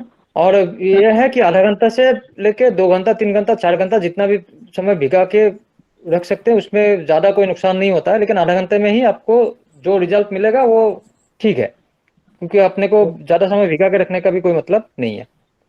Okay sir, thank you sir. अच्छा डॉक्टर प्रीतम जोटा कहले कुटी करी माने ताको हमर नडा को काटी काटिया पे यंत्र अछि, काउ काटी छोट छोट करिया को कहले, कुटी माने काटी काटी छोट करबा, छोट करले आज्ञा। हमर कोन हबो, खाद्य भलो हजम हबो, भलो एंजाइम आज्ञा। एक्टिविटी हबो, आ खाद्य कम वेस्ट हबो। आज्ञा सर। देखो मु आउ थरे आपनको पुणी से मोर प्रथम स्टेटमेंट विषय कहबी जे जोटा कि आमे आम पय एप्लीकेबल करूछु, आज्ञा सर। सेई जिनसरा जदि आमे पशुको पय भी सेई भली चिंता करिया ताले निश्चय हमको भलो रिजल्ट मिलिबो। जेमिति कि आमे खाइबा समय रे जदि आमे बड़ बड़ धरंतु टुकड़ा खाइबा, आज्ञा। बस रुटी खाउछु एकाथरे गोटे रुटी टे पाटरे पुरई के ताको चोबेवा आरंभ करिबा, किबा कोनोसी गोटे बड़ खाइबाटा एकाथरे मुहरे पुरई के आमे खाइदवा, ताहले आज्ञा सेटाको हजम करिया पे हमको बहुत समय लागिबो, और सेटा हजम न होई कि हम पेटरे विभिन्न समस्या सृष्टि करिया भी ये करिबो। ठीक एक्जाक्टली सेही भली आपण पशु को मध्य देबे। पशु को जदि आपण छोट छोट देबे ताको चोबेवा पे सुविधा हो, जते भलो भाबरे चोबे पारियो सेते तार भलो पाचन प्रक्रिया हो। जो दिन खाइबो दबा सेई दिन अधघंटा पूर्व ताऊ भेजै के दबार अछि। बस बस। बहुत बहुत धन्यवाद आपण समस्त कर, पुणी आउथरे देखा हबो।